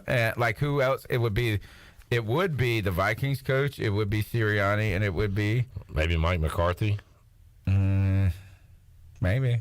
And by the way, I feel like everybody just knows that they're doing it in spite of Mike McCarthy, not because of Mike McCarthy. I know. I need just saying that. I need them to screw up because I've called him a big doofus a whole lot, and they're really good this year. And by the way, and I'll say this, and I'm not going to talk about it because I don't want to talk about it, get my hopes high, and all that kind of stuff. But if the Panthers win out, guess who we're playing? If the Panthers win out, my prediction for the Panthers this season will come to fruition. Because I said that they would be a 9-8 team and squeak into the playoffs because of a bad division and a bad conference of football. We're playing for a lot. At the beginning of the year, I picked the Panthers on this show to win the division, and it could happen. Mm-hmm. And guess who we would play in the playoffs if we get there? How about them? The Cowboys. Cowboys. Dallas at home. And we had a cool conversation on the C3 Panthers podcast about this. Is who would be calling the game? And someone said, "Oh man, what if Tony Romo was calling?" I was like, "I don't think so because he's NBC, CBS." But guess who we could have? Greg Olson with the Fox broadcasting team. Yeah, be awesome. Or if it's on ABC, you could get Troy Aikman. Yeah, a Cowboy. Is he not ESPN now? Yeah, but I think they put the playoff games on. Okay. I think that would be awesome too. The wild card game that we hosted against the Cardinals was an ESPN game, so it could be Troy Aikman and Joe Buck. All right, we got to make these picks. Let's take a break. We'll come back. We will pick Steelers, Panthers. I worked so hard to beep out all the cuss words Ron Rivera said in that halftime speech against the Steelers, so we will run that. Well, where are we going to listen to? A bunch of beeps? It took me forever to get the beeps, so we will hear that and make some picks when we return after this. Take a break from the holiday hustle and bustle with a visit to Jersey Mike's. I'm Wes Shepard, your local Jersey Mike's franchisee in Eastern North Carolina for over 25 years. Let us treat you the best subs in town. We can also take care of any of your catering needs this holiday season, large or small. Plus, we partner with many third-party delivery services that can bring your meal to you. Jersey Mike's, open 7 days a week for lunch and dinner. Everybody likes Jersey Mike's. Everybody likes Jersey Mike's. Jersey Mike's. Hey Pirate Nation, Lindsay Gray here with Carolina Caliber. In 1960, my granddaddy started his firearm business right here in Eastern NC. Still family owned and operated, we have the area's largest selection for outdoor shooting sports and accessories and are one of the nation's top firearm dealers. At Carolina Caliber, we have everything you need from hunting, home defense, and personal protection, including a wide variety for ladies and youth. We buy, sell, and trade. It's a time-honored tradition. Visit us at Carolina Caliber on Fire Tower Road in Winterville. U.S. Cellular has always believed that connection is the greatest gift of all. That's why we're giving everyone one line for $29.99 a month with unlimited data this holiday season. That's right, one line, unlimited data for just $29.99 a month. That's more than a great deal. That's locally grown connection from U.S. Cellular. Limited time offer, terms apply. Visit uscellular.com for details. This is Brandon Tate, owner and operator of Atlantic Wireless, an authorized agent for U.S. Cellular since 1997. Visit atlanticwireless.com to find the store near you. We go beyond the call. It seems like places are giving you less and less food these days. Yes, Mama, it's called shrinkflation. Oh, shrinkflation, that's just another word for robbery. But this is shackflation. What?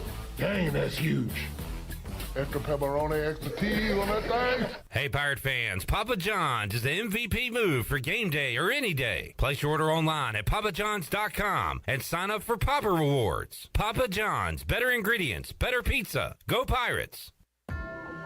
What's up, Pirate Nation? Kyle Gaines here at Washington Chrysler Dodge Jeep Ram. Let's get ready for the new year with new amazing deals. That's right, all 22 models need to go and make room for the all-new 23 models. So I'm selling all 22 models at invoice minus all rebates you qualify for. So you can see discounts up to $10,000 off 22 models. That's amazing. Also, come check out our new addition to our service department. We added 8 new service bays to accommodate our customers and serve you faster and get you back on the road. Don't forget, we also are a Rough Country certified dealer, carry BMW hitches, truck toolboxes, and more for your vehicle. And this is the last month to collect the $7,500 tax credit on all Jeep 4xEs. That's right, the last month, December, to collect the tax credit. That's savings up to $7,500. Remember, drive a little, save a lot. Go Pirates. Hello, Pirate Nation. This is Jamie Cuccinella, inviting you and your family to come by Cuccinella's Pizzeria and Italian Ice. Cuccinella's has been serving our special family recipe New York-style pizza since 1932. We think you'll taste the difference in just one bite. When you come in for a pie, don't forget to try our house-made Italian ice or gelato. We make small batches every day from scratch with all fresh ingredients. Cuccinella's on Old Tar Road in Winterville and a new location coming soon to Uptown Greenville.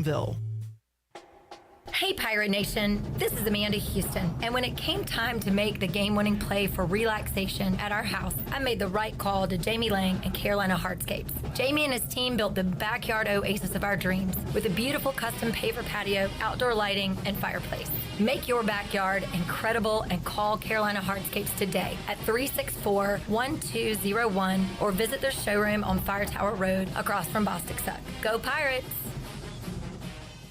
Pirate Radio. And you write that down, because when you're at East Carolina, you go for it every time. Or you don't coach at East Carolina, you don't come to East Carolina, you don't play at East Carolina with a weak heart.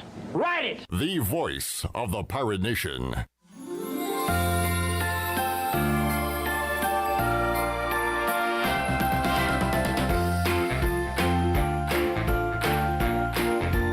You're listening to Hour 2 of Pirate Radio Live. This hour is brought to you by Country Mart. Country Mart is open every day and has 2 locations, in Bethel on Highway 11 and in Stokes on Highway 903. Country Mart, fueling you up with great food and your engines with great gasoline. Now, back to the show. Welcome back. ECU football alum Dakota Marshall is the owner of First and Goal Hauling, and he has a huge fleet of dump trucks, and they haul everything. We're talking dirt, asphalt, stone, and of course with First and Goal Hauling, it's a touchdown every time. Follow First and Goal Hauling on Facebook today. Now let's head back in to PRL. Here's Clip. We got a pick. UTSA intercepts the pass as they wind down the first half. UTSA up 12-7 on Troy as they play in the Cure Bowl on the Buccaneer Music Hall scoreboard presented by Da Buck. Da Buck. We got to get to some picks before we do. Shirley, I saved something earlier today. Do you have that, Ron Rivera? I do. Yeah. Hang on 1 second. A lot of beeps. So Chandler sent me this. This is from the last time the Steelers and Panthers played. Is that right, Chandler? Yes, sir. It's the last regular season game where we played the Steelers, and this is, in my opinion, the turnaround of the franchise. Just the game Cam Newton died? When you say the turnaround, you mean the downfall. Downfall, yes. And this is the game that T.J. Watt hit him right square in the shoulder. Yep. All right, let's hear. This is the halftime speech from Ron Rivera. This is their history. This is who the they are. They expect you guys to roll over. You can't. You've got to defy them and challenge their You gotta hit the center in the mouth. That's how you beat these teams. These teams come out because they think they got big balls. And they challenge your ass. Well, them. Challenge them back. Find out what they're really made of. We got one half of football left. 17 points. We've come back from 17. In fact, we kicked the shit out of somebody with 17. Now get your heads out of your ass and play football. Cocajones. How'd that second half go? Not good. We lost by like 30 or 40. It was like 52 to 28 or something like that. Yeah. All right. It was a tough game, but a great moment for Ron Rivera, and that we didn't see that until the next season. That came out with the that was show. the in-game. Yeah. That was basically like the in-game Hard Knocks, but it was like All or Nothing. Yeah, is the name of the show. Dude, Utah States of America is awesome. We're going there next year, man. I'm traveling. I'm going with you. Steelers at Panthers. Chandler Honeycutt has 127 wins this year. Tony 119, CJ 116, myself 110. Steelers at Panthers, Tony. Panthers. You like the fire that Steve Wilkes has got this team, is giving this team, and the Steelers just are really kind of a mess in a lot of ways, and we're unaccustomed to hearing that and saying that because of Mike Tomlin. He's facing his first potential ever losing season, but they can't stop the run. And we run the ball pretty well. That's how we're going to win, and their quarterback's injured. He's in the concussion protocol and is right now doubtful. And I don't think there's a real possibility he's going to play because of kind of the NFL's the bad mishandling and bad rap or shroud of concussions that's come back this season, from the Tua one to now Devontae Parker in New England. And, it's just seemed like that all that stuff we went through 4 or 5 years ago was just smoke, a dog and pony show. All right. By the way, Mike Tomlin, as he should, gets a lot of credit for the no losing season stat, but the Steelers haven't been a factor in forever. 6 years, haven't won a playoff game is what they're saying, but they've also had old Ben. Is that like get that GM out there and get that GM to make some changes maybe? Well, they might be making a change. It might be the head coach. Ugh. I will take the Panthers at home. Chandler. I'm going to take the Panthers. It's crazy because earlier in the year, I'm going against the Panthers in every game. way. But it's kind of hard to pick against the Panthers the way they're playing. We're winning out, baby. The way they're playing right now for Steve Wilkes. His defense is playing great. Bearded Sam Darnold is playing good enough to get a win. So give me the Panthers over the Steelers. CJ takes the Panthers. We're all on the Panthers. Ugh. Colts at Vikings. I will take Minnesota at home. Bounce back for Minnesota. Vikings. What happened? I didn't watch that game. What happened then? I was in Minji's Coliseum. I didn't watch it either. The Lions scored a lot of points. Early, right? Jamison Williams, first game. Rookie from Bama. Touchdown catch. Ravens at Browns. What is Lamar's deal? I think Huntley's starting. Okay. I don't want to pick this, but I'm picking the Browns. I hate the Browns. They're not good. Deshaun Watson terrible. Stinks. He's awful. But I think Nick Chubb is going to be able to just win this game by himself. I'll take the Ravens on the road. Even with Huntley? Lamar Jackson is out. Yep. Wow. CJ is taking trying to make up some ground. The Ravens on the road. Who do you got? I'll let you be on the island, Tony. Give me the Ravens. Whoa. Right. Thank you. Dolphins at Bills. Huge game. So mad at them dang Dolphins. 2 weeks in a row. 2 weeks in a row, man. I'm going Bills at home. Let me look at the weather. We were looking at it earlier, Tony. I guess so. They're going to have snow leading up to Sunday. Sunday is just going to be really cold. I can't pick the Dolphins in that cold weather. Right. And I got Josh Allen a good number on Prize Picks, I think. Chandler? I'm not picking against the Bills at home, so give me the Bills. We are all on the Bills. Eagles at Bears. I will take the Eagles. Yeah. I mean, Eagles. That's pretty much it. And everybody's on them. All right, Falcons at Saints. Where are the... I have kind of... Desmond Ridder starting for the Falcons. Oh, yeah, good point. The Saints, who knows what they are each and every week. I mean, play Jameis. Pain. Just pain everywhere, man. And he's upset. I think he should be upset. There's a guy the other day, Tony, who was telling me something about the Saints, and he said, what did he say? He said, what did he say? Oh, that's right. Be prepared. He said, be prepared. He just said, be prepared. Just be prepared. My favorite. What did he say? Rest in peace. Rest in peace to Mike Leach. How's my Jameis Winston? Because Jameis Winston and Mike, you can just queue up their YouTubes and just love life, man. What if they had a podcast together? That would have been great. Man, in the next life, man, Jameis and they're gonna team up. Man, what did Mike Leach say? He said, "Go eat a fish sandwich." I don't want to pick this game. I don't either. I'm picking the Saints. I don't know why. I'll take the Saints. I have no idea why. Desmond Ritter's first career start. A win? A W? No, Saints. Okay. We are all taking the Saints. Lions at Jets. I don't want to pick this game either. This is a trap. Zach Wilson is back. I know it's a trap. Give me the Lions. I'm picking the Lions, but I don't feel I want them good. to win. Wow. I want them to win.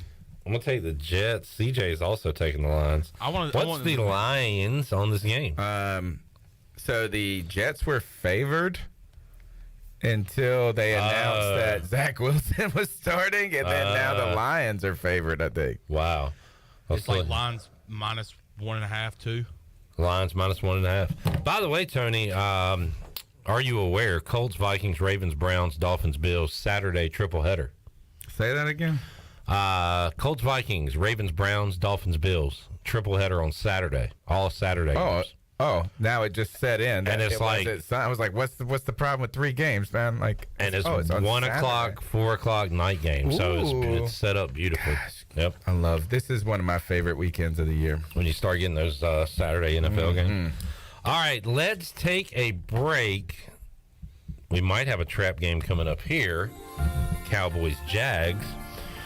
Who wins the showdown between the Giants and Commanders? We'll pick those and more when we return on Pirate Radio Live here on a Friday after this.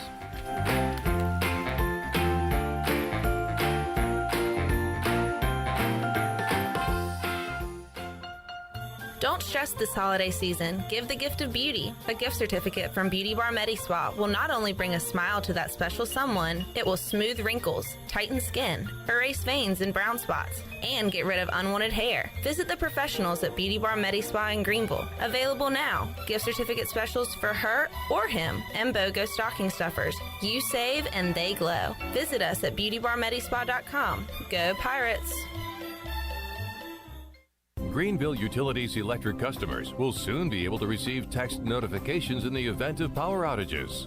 Enrollment is automatic, so make sure GUC has your cell phone number by signing into your account at GUC.com, then update the information in your user profile. Want to talk with someone instead? Call 252-752-7166 during business hours. 252-752-7166. Update us so we can update you. Visit GUC.com for more information.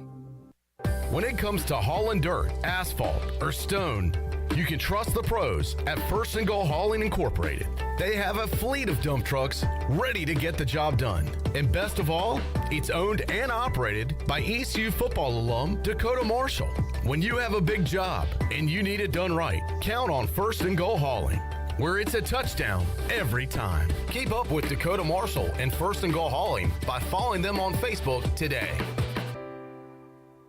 I'm Donald Stocks, owner of PIP Marketing Signs Print. We are your one-stop shop for just about anything printed. If we're not your go-to printer, please give us a call at 355-1636. We have over 80 5-star Google reviews and want you to be our next more than satisfied and well-pleased customer. Check us out at growitpip.com or stop in to see us at 3185 Mosley Drive in Greenville. PIP, where business goes to grow. It's bow time. You've probably heard folks say, don't call it a comeback. But at Bojangles, we don't like to beat around the bush. So when the sizzling, savory pork chop griller's back in all its tender, marinated chili lime glory, and you can get a pork chop griller combo for just $4.59, go ahead, call it a comeback. Get a legendary pork chop griller combo for just $4.59, only at Bojangles. and it's bow time. The icy treat that can't be beat is Sparky Snowballs. From big kids to little kids, Sparky Snowballs has been making smiles happen for over 20 years. If you're not in the mood to chill out with a snowball, Sparky's funnel cakes and fried Oreos are a perfect Sparky-licious treat every time. Are you having an event, party, or fundraiser? Call Sparky's to come on site. Remember to follow Sparky's on Facebook or visit SparkySnowballs.com to see where they'll be next. Have you ever seen those exotic aquariums like the guys do in Las Vegas on television? You ever thought about having one of these aquariums in your business? It's more affordable than you think. This is Hal Pruitt with rentafishtank.com. We can make having an aquarium in your business turnkey with no work, cleaning, or hassles for you. Rentafishtank.com creates a relaxing atmosphere and keeps children occupied. Rentafishtank.com already services many dental, pediatric, and doctor offices, plus hospitals and senior living centers. Check us out at rentafishtank.com. We all have seniors in our life who may need a little extra help with technology. University PC Care's Quick Helps are affordable, in-store, short appointments designed for seniors who may need a little TLC to help with setting up a new computer, help with email or passwords, or help with the latest online scam. They don't need to fear technology anymore. Call 252-558-1280 to schedule an in-store Quick Helps appointment for Greenville or New Bern. Learn more at universitypccare.com. This is Holt Nailers, and you're listening to Pirate Radio, the voice of the Pirate Nation.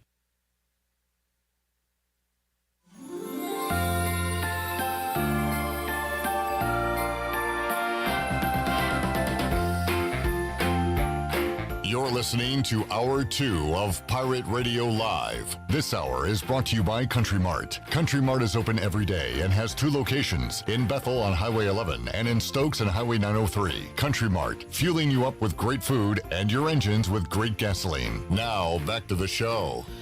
Welcome back. Do you need custom t-shirts, apparel, or promotional items for your business, organization, or event? Keep it local and print it local with University Sportswear. Contact them today at universitysportswearenc.com, the official sportswear provider of Pirate Radio. Now let's head back in to PRL. Here's Clip Rock. Back with you, PRL, Shirley Rhodes, Chandler Honeycutt. We're opening up the treasure chest in hour number 3. We're talking to Tony Dunn, C3 Podcast right now, making football selections. Cowboys played with their food last week, ended up beating the Texans. I don't take anything away from Dallas for that. I mean, a win in the NFL, a win is a win, right? In my opinion. I don't look at them any differently at all. But the Jags are spunky. What's the line on this game? And is anybody... Cowboys 4.5. Cowboys 4. Oh. Is anybody willing to bite the Jag bullet? Nope. CJ is not. Tony is not. Chandler, are you? Zay Jones. Great touchdown last week. Yeah. By the way, wasn't expecting the Jaguars to do that last week. I wasn't expecting them. Screw the Titans, man. Same old Titans every year. Same old, same old. They stink. They do. They'll never be good. Chad, your Titans will never be good. Ever. Even when they're good, like 13-3, they're not good. Stink. Yeah. I hate them. Who are you picking in this game, though, Chandler? Oh. God, look who the Titans play this week. That's an impossible game to pick. Impossible. No, it's not. It's easy. The equivalent of the Titans. I'm going to go Jaguars at home. Jaguars. I will take... This is going to be a good game. I'll take Dallas in a close one. Chiefs at Texans. Give me Kansas City. Yes, they can. Touchdown, Kansas City. All right. Everybody on board there? This is the next game. Is the most unwatchable game ever. It could be. Do you know the quarterback matchup? No. One is Colt McCoy. Yeah. Colt McCoy and who knows? Brett Rippon. I don't even know who that is. Are you serious? Yeah. No Russ. Where's Russ? He got a concussion. He's not riding. Man, he got off. He riding dirty. He's doing high knees. Jerry Jeudy, by the way, fined. Why? Did you see what happened? Did you not see? No. You're a Panthers fan. You haven't seen all the Panthers fans on Twitter being like, "Whoa, yeah, what happened here?" Did he take his helmet off? He took his helmet off. He bumped into a ref. He caused Didn't get a flag. He caused the scene. They got a fine, a major fine. How much is major? 10 grand? Not more than that. More? Probably in the triple 30? digits, right? Oh, God. No, he got, let's see, Jerry Judy, dollar figure. Let's go with 30. That's like nothing. 23. 23 thou, and an additional 13 thou, 36. He I'm caused gonna the take scene. the. Man, I hate this. By the way, if they didn't flag DJ, I'm taking the Cardinals y'all over would it. be tied for first right now. Well, that's assuming that Eddie Pinero would make the extra point. Correct. You're taking the Cardinals? Yeah, I guess so. I'm gonna tell you, I never picked the Broncos, but I think it's because I never picked Russell Wilson, or it could be I never picked Hackett. Is Hackett still coaching? He can't hack it, bro. You're a Hackett for saying that. Oh, man. What a hack joke that was. CJ's taking the Cardinals. I'm going to take the Broncos at home. I'm taking the Broncos because I want Rippon to win and people to be like, we're better without Russell. Like it's going to be a story on Sunday after they win. All right, they're going to tank on purpose. I hate that game, and I hate these next two games. Patriots at Raiders. I don't know. Can the student beat the teacher? He I hate can. the Raiders, man. He can because the teacher's team is not that good. Yeah, I'll take the Raiders, I guess. They stink, man. I'll take Raiders. Gosh, they're the worst defense in the world. Me and CJ will take the Patriots. But what am I doing? Now, how about this one? Titans at Chargers. Titans! Somehow. Simple. Any way I pick this game is going to be wrong. Yeah. I'm never winning this game. How about what's his name? Justin Herbert threw 51 times last week. Like, I mean, they just throw the ball all the time. Yep. What's the line on this game, Tony? Chargers +3 or -3. They're favored by 3. Correct. Well done. Chargers. I'll take the Chargers at home. They stink, though. Everybody stinks. They're one of those teams. Even our teams in the playoff race, we stink. They stink. Everybody stinks. Name me a good team up there on this list, and you know what? I hate them too. So they stink. Cowboys. They stink. Only one more team we're going to talk about today doesn't stink. The Bengals. Correct. Chargers. CJ's going with the Chargers. Who are you picking, Chandler? Tighten up. I'm picking the crummy Titans too.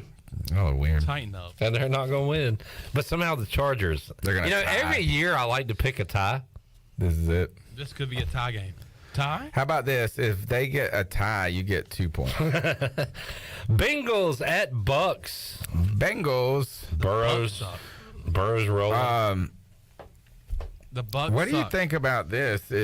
And I'm sorry I keep bringing it just because I like to play these games where you could potentially make money on the internet. Like Tom Brady's passing yards number is like 265. I feel like it's pretty high. I almost feel like they're going to strip. They haven't done it. Well, all they do is throw the ball too, right? Yeah, they do, but he just throws a lot of picks right now. Yeah, he's bad. We watched him. I felt like we watched Tom Brady die on TV last week. Who are you taking, Chandler? With that said, I'm taking the Bucs. No, just kidding. I'm taking. I'm going to take the Bengals. Right. I'm rooting for the Bucs to lose. Giants at Commanders. This is going to suck because everybody's going to take the Commanders. I hope. Go ahead and put me down. I wish one of y'all would take the Giants. Tony, will you do it? No. Is Saquon playing? I haven't heard otherwise. He didn't play the week before, did he? Last week? Let's see. They got ripped. I always feel like this is what I hate about your team is like they should not struggle against the Giants as much as they did. This is one of those games where I'm like really looking forward to it. I'm talking to myself. It's going to be like 6-3 at halftime. Yesterday, I was talking to myself, Tony, saying I was talking to Washington, but they couldn't hear me. I was like, just go win this game. Like, don't fart around. just beat this team. Start off Stop them.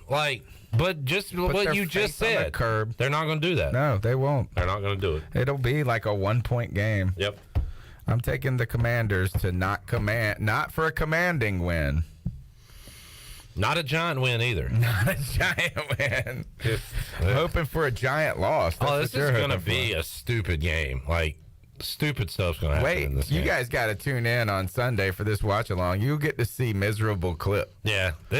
He's like the worst person to watch his own team with. In fact, it's a miserable experience. It really is. It ruins it for everybody. And guess what? It's going to be a great watch for you, though. I'm already. Yeah. Look at him. Look at him. We're going to be eating. Chandler's over there trying to cheer for a team he don't care about just to make Clip feel better. Hey, I appreciate it, Chandler. Rams at Packers Monday Night Football. Awful game. What's Aaron Rodgers do? I guess he's playing. Baker. I'm saying the Packers. Yeah, this is a great take the Packers after the Baker story, and they lose. You got to remember what happened before that last miracle drive. They didn't do anything. They were terrible. Yeah, I'll take the Packers. CJ's on the Packers. Chandler. Packers. All right. Tony, good stuff, man. Thank you very much, man. Had a good time. You'll do post game on Sunday. Yeah, we've got a lot of stuff. Friday free for all tonight for fans to come on and interact with the podcast. They get to be the host of the show in a way. And then Saturday we do a simulation, a Madden simulation, which has been real fun. So we just talk about the Panthers and over the game and talk junk. And then on Sunday we got the post game show, and boy, it will be pumped. We will be pumped if we get this win. And we're hoping, like Steve Wilkes said, to protect the bank. Protect the bank. And Tony may be making an appearance on our watch-along Sunday night. If I didn't mention it already, I'm on vacation. Are you? Could be. All right. Could be. All right. Our stat guy, Johnny, typed this in when we were talking about Watson earlier. He said Deshaun Watson has led 24 Browns drives this season and is averaging 0.5 points per drive, 2 interceptions, 1 fumble, 1 safety, 1 touchdown. I took the less than on his number this week. Yeah, he has not been good since returning. All right, we'll take a break. Can you do that, Chandler? And we will return hour 3. Morgan Ahlers joins us. We got the treasure chest, and we've got Mark Greenhalgh's Golf Shop Radio Show. Big hour 3 on tap. We'll bring it to you when we return after this.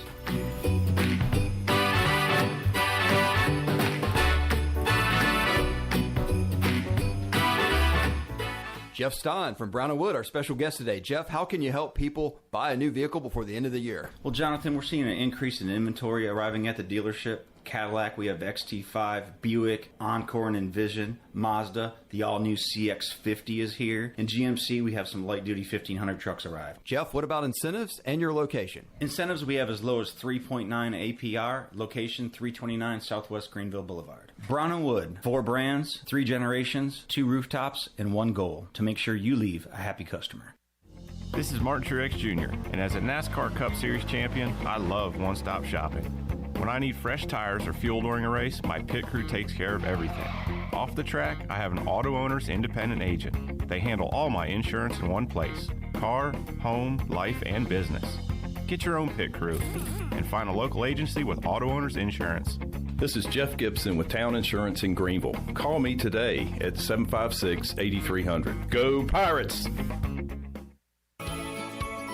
Come be merry and bright this holiday season at the Sidebar in Uptown Greenville. The Sidebar's beautiful atmosphere, whether indoors or outdoors on the patio, is sure to bring Christmas cheer with the helping hand of their amazing food and delicious drinks. Located beside the Dickinson Avenue Public House, the Sidebar offers dinner and Sunday brunch from 10:30 to 2, and stay tuned, lunch will be served starting in January. For more information, follow the Sidebar on Facebook or on Instagram at sidebar.greenville.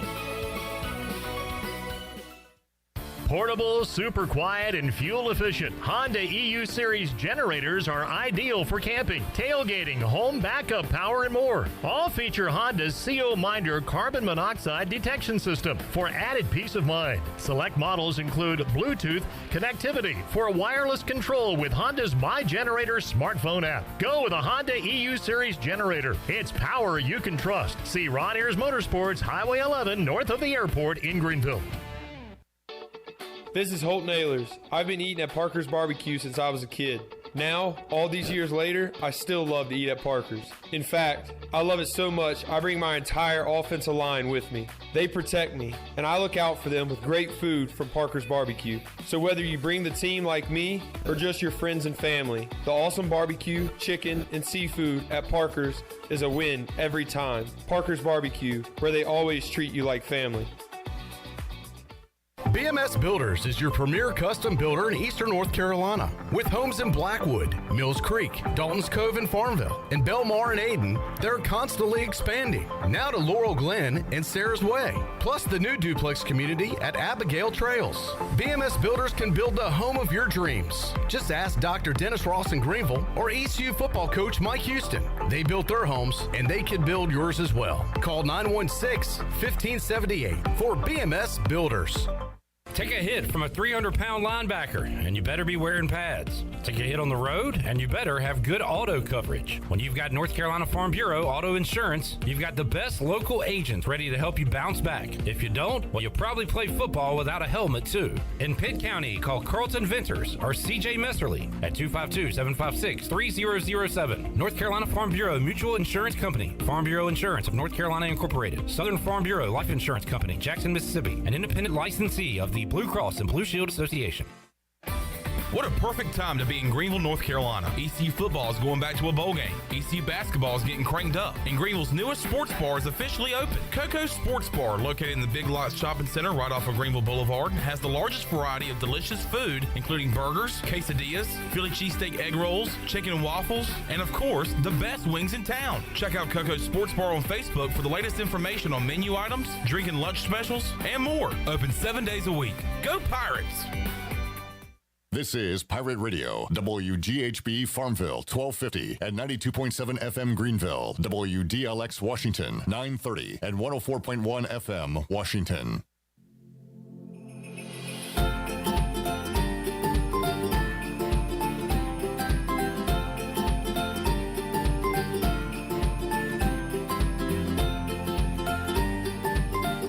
You're listening to Hour 3 of Pirate Radio Live. This hour of PRL is brought to you by Bud Light, reminding Pirate fans to stay in the game and drink responsibly. Bud Light, the official beer of the ECU Pirates, and proudly distributed by Carolina Eagle Distributing since 1989. Now, back to the show. Welcome back. Tiebreakers is open every day at 11 a.m. and is the best place to watch your favorite sports while enjoying the best wings in town, along with sandwiches, appetizers, cold beer, and more. Follow Tiebreakers on Facebook and Instagram for daily updates. Tiebreakers in Greenville at Bells Fork and in downtown Winterville on Railroad Street. Now let's head back into Pirate Radio Live. Here is your host, Clip Brock. Back with you, PRL. Coming up after this Morgan Ahlers interview, we will open up the treasure chest.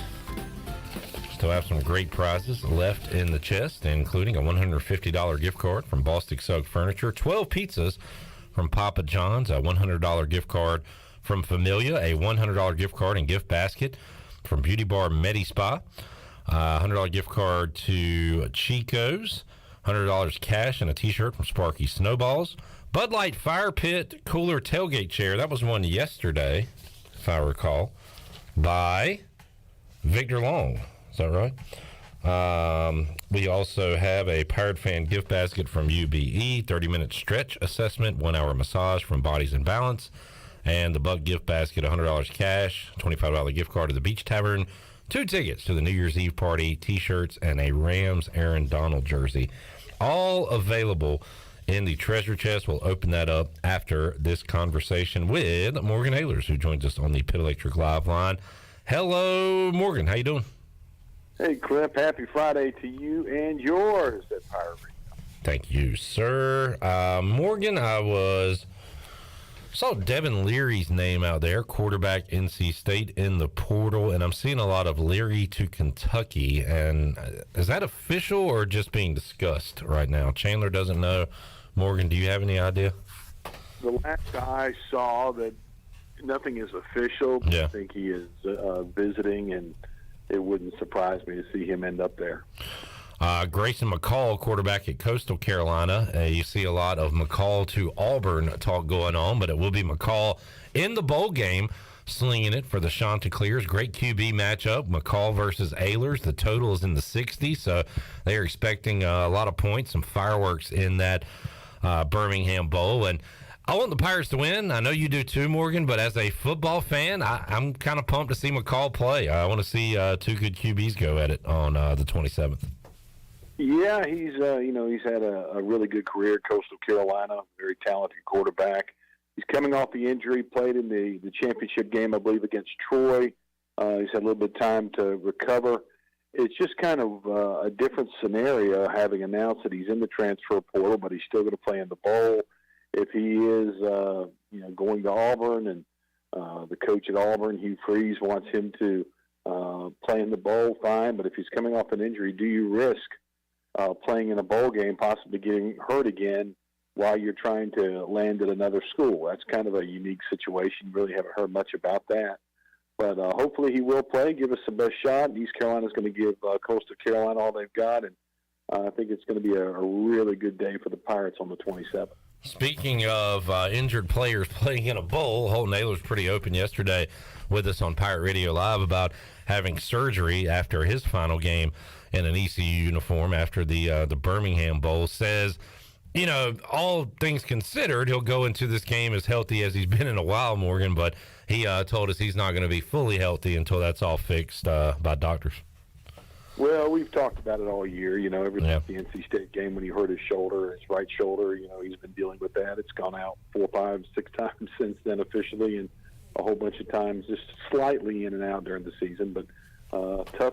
He's a tough young man. He's got a higher pain threshold than I ever could. And, playing with a broken finger and a messed up shoulder and a bad back, and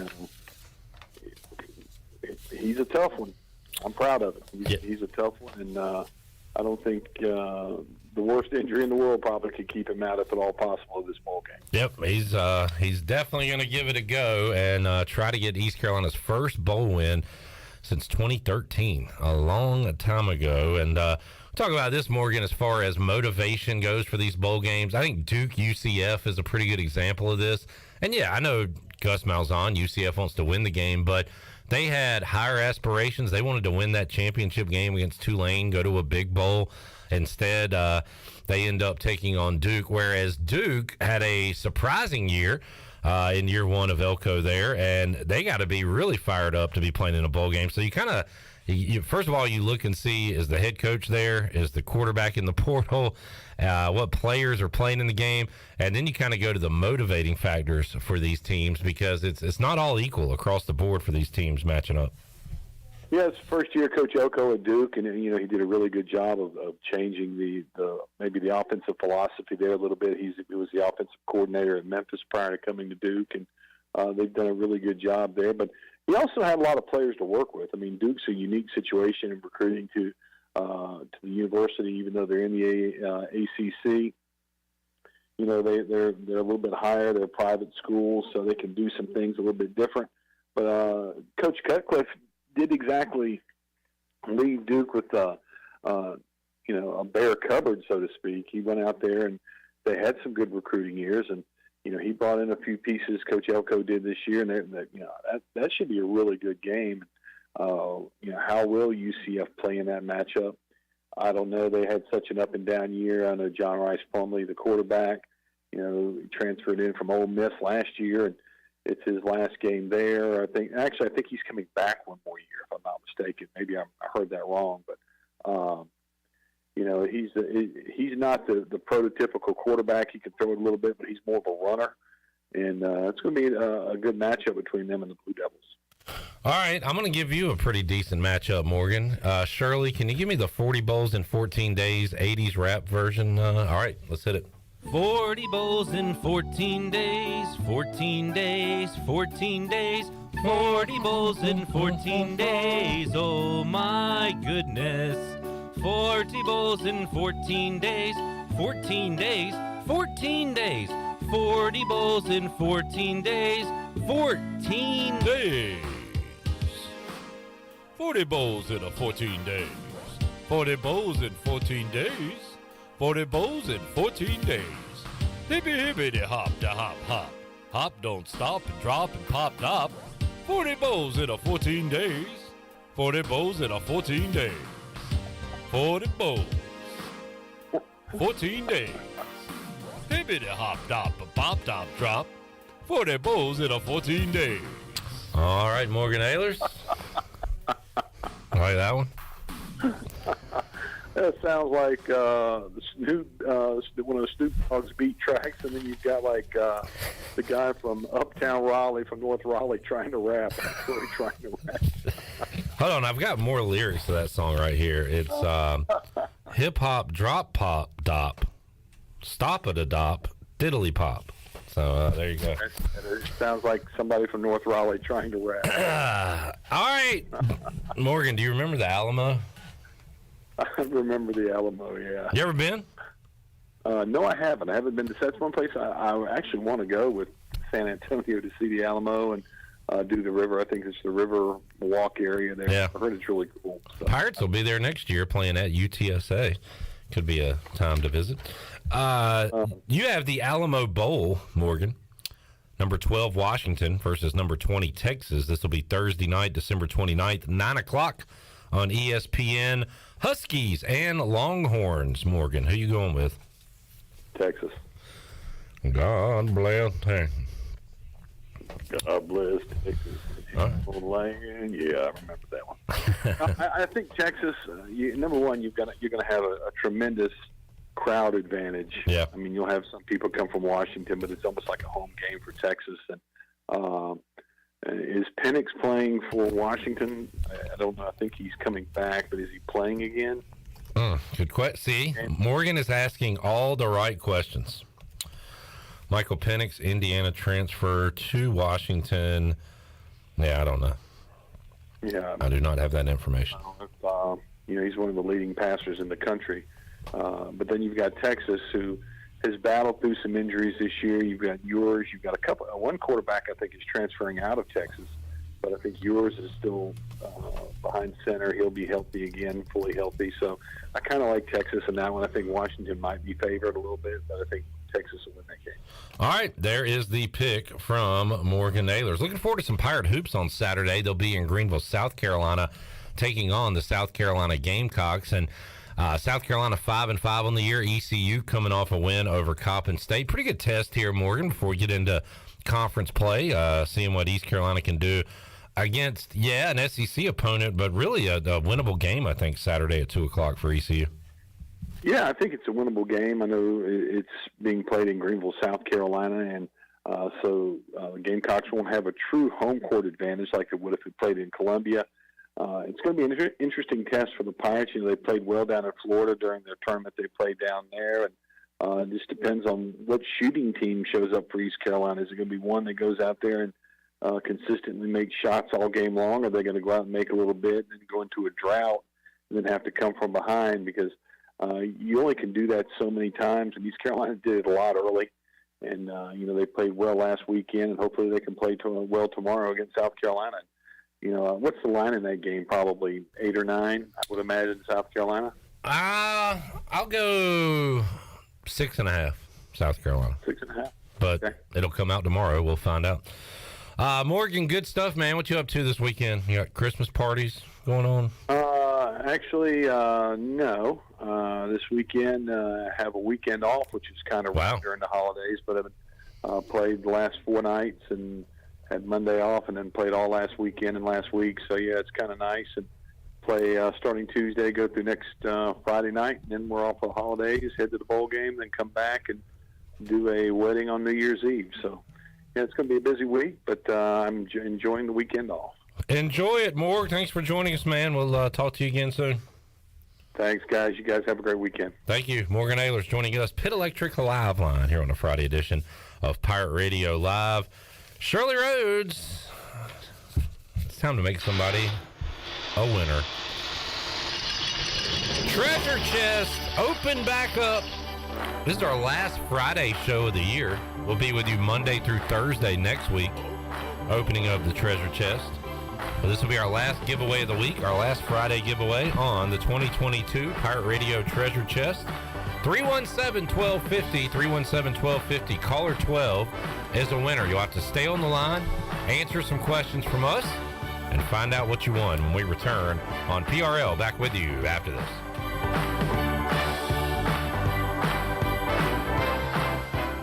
Take a break from the holiday hustle and bustle with a visit to Jersey Mike's. I'm Wes Shepard, your local Jersey Mike's franchisee in Eastern North Carolina for over 25 years. Let us treat you the best subs in town. We can also take care of any of your catering needs this holiday season, large or small. Plus, we partner with many third-party delivery services that can bring your meal to you. Jersey Mike's, open 7 days a week for lunch and dinner. Everybody likes Jersey Mike's. Everybody likes Jersey Mike's. Jersey Mike's. Country Mart has been locally owned and operated for over 40 years and is your premier country store serving the best cheese biscuits and country food around. Country Mart is open every day and has 2 locations in Bethel on Highway 11 and in Stokes on Highway 903. Both Country Mart locations are top-of-the-line fuel stations serving Shell gas, including 93 ethanol-free high-octane gas. Country Mart, fueling you up with great food in your engines with great gasoline. Go Pirates! Hey Pirate Nation, this is Holton Ahlers for my friends at ArcPoint Labs. Just as I trust my teammates, you can trust ArcPoint Labs to give you quick and accurate results for your laboratory testing needs. ArcPoint Labs provides insights and solutions to enable individuals, businesses, and communities to make informed decisions on their health, safety, and well-being. Visit any of the 6 Eastern North Carolina ArcPoint Labs locations or go to arcpointlabs.com. Go Pirates! Be sure to check out David Price Construction for all of your commercial or custom residential renovation and building needs. Run by ECU alumni, David Price Construction specializes in commercial projects, maintenance on facilities, and large-scale residential renovations and additions. Proud to be voted the Remodeler of the Year by the Home Builders Association of Raleigh-Wake County in 2018 and Best Business Commercial Remodel Project winner for 2020. David Price Construction, the proud ECU Home Services partner. This is Dr. McGraw from Orthopedics East and Sports Medicine Center. Our practice has been caring for the athletes at ECU and the residents of Eastern North Carolina for more than 35 years. Whether it's treatment for your sports injury or it's time for that joint replacement, Orthopedics East provides the latest in operative and non-operative orthopedic care. We also offer on-site physical therapy and MRI services as well as walk-in urgent care on the weekends from 10 a.m. to 2 p.m. For experienced and professional care, call us at 757-BONE or visit us online at orthoeast.com. Go Pirates!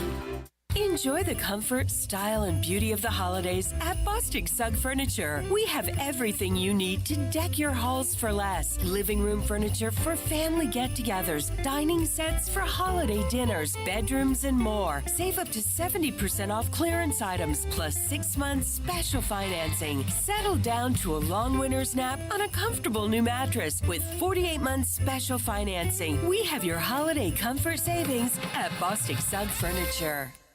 East Carolina Chrysler Dodge Jeep wants to know if you're ready for a big finish to 2022. Are you ready to buy a new car or truck at factory invoice? The folks at East Carolina Chrysler Dodge Jeep are selling all remaining 2022 models at factory invoice for the big finish sales event. You pay what East Carolina Chrysler Dodge Jeep pays for the vehicle, and you'll get all factory rebates and special finance rates. This is the deal of a lifetime. You can buy a new Chrysler Dodge Jeep or Ram right now for factory invoice, plus get the rebates. Come shop from all remaining Ram trucks and buy one at factory invoice. A huge selection of new remaining 2022 Jeeps in stock are priced at factory invoice. Minivans, trucks, Jeeps, even the new Wagoneer, all at invoice now through the end of the month. East Carolina Chrysler Dodge Jeep, across from the Crackville in Greenville. Come see us. Offers do not include tax, tags, and $7.99 admin fee. Customers must qualify for all applicable rebates. See dealer for details. This is Coach Gary Overton, and you're listening to Pirate Radio, the voice of the Pirate Nation.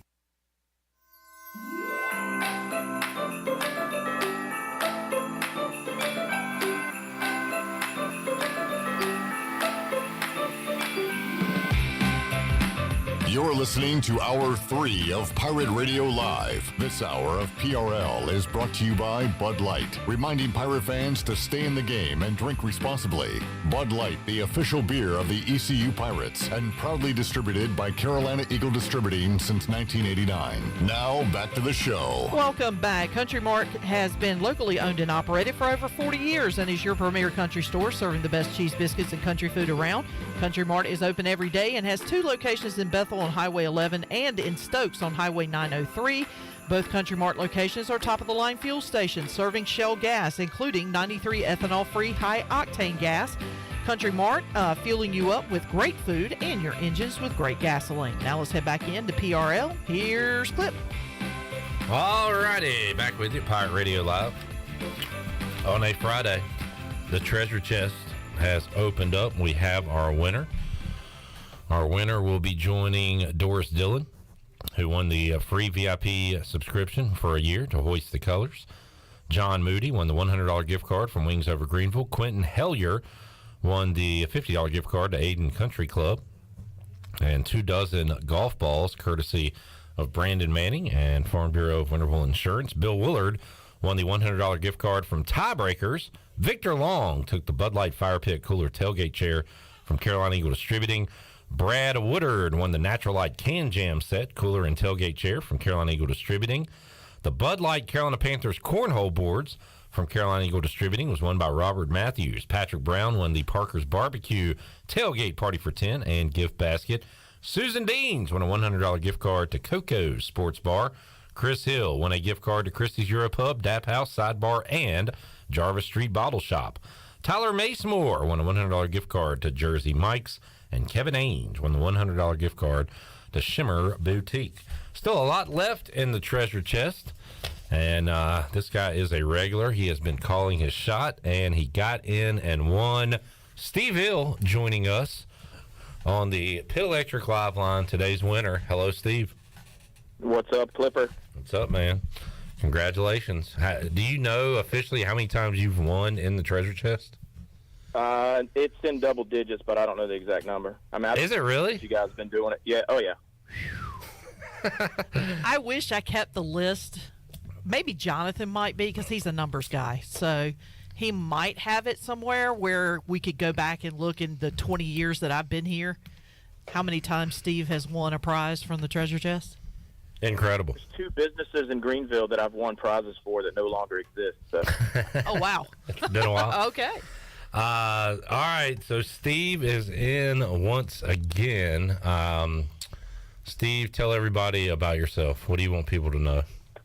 I am your local neighborhood-friendly Uber driver. 4 kids and a wife. Been in Greenville since '98. All right. All righty. Oh, is it question time? I think so, yeah. I've got a question, Steve. And I probably should have asked you before. I've known you're an Uber driver. What is the craziest Uber story that you can tell on the air that's appropriate? I've got a few, but I don't think any of them are friendly for the airways. You know, a couple of really crazy ones that I can't mention, but other than that, man, they've all been really. I mean, I've never had a bad experience, luckily. So, but there have been a couple crazy ones. I'll have to tell you a trivia one night. Oh, okay. Wow. Do you remember the HBO show? Was it called like Taxi Cab Confessions or something like that? I remember like some. Oh, I'm thinking Cash Cab. Cash Cab is what I'm thinking of. No, this is different. I know what Clip's talking about. Yeah, I've had some of those moments too. Yeah. All right, what is your Mount Rushmore of Commanders or Washington? Steve is a fellow Commanders fan. Yeah, I think it's the Commanders' year for winning the treasure chest. Yeah. I got to go Daryl Green, Sean Taylor, RG3, and John Riggins. All right. An eclectic mix of eras there on the Mount Rushmore. Shirley, do you have a question? Steve, what is the most used app on your phone? Oh, gosh. Other than like Uber. Yeah. Well, he works for, he does Uber, so can't count that one. It's either going to be Twitter or Facebook, probably. Okay. That's a good question, Shirley. It's easy for me. Twitter. I'm pulling a Troy D moment here and answering your question. Oh, okay. But there are others that are close. I would say Twitter 1, probably the Score app 2. Yeah. Podcast. Football. Podcast and fantasy football. Podcast third, but like seasonal, it would be the MLB app to watch and listen to the Braves, or fantasy football and football season. That's an interesting question. What's yours? I want to know y'all's. It's not about me, Clip. I would say probably I think Facebook and Instagram are really close together. And then my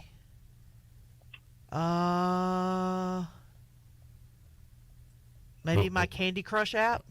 Oh, definitely. Yeah, you're on that a lot. Oh yeah. Yeah, I'm on that quite a bit. Thank you, Zach Agnos. Chandler, what's the one you're on? Is it Grindr? Is that what's the one?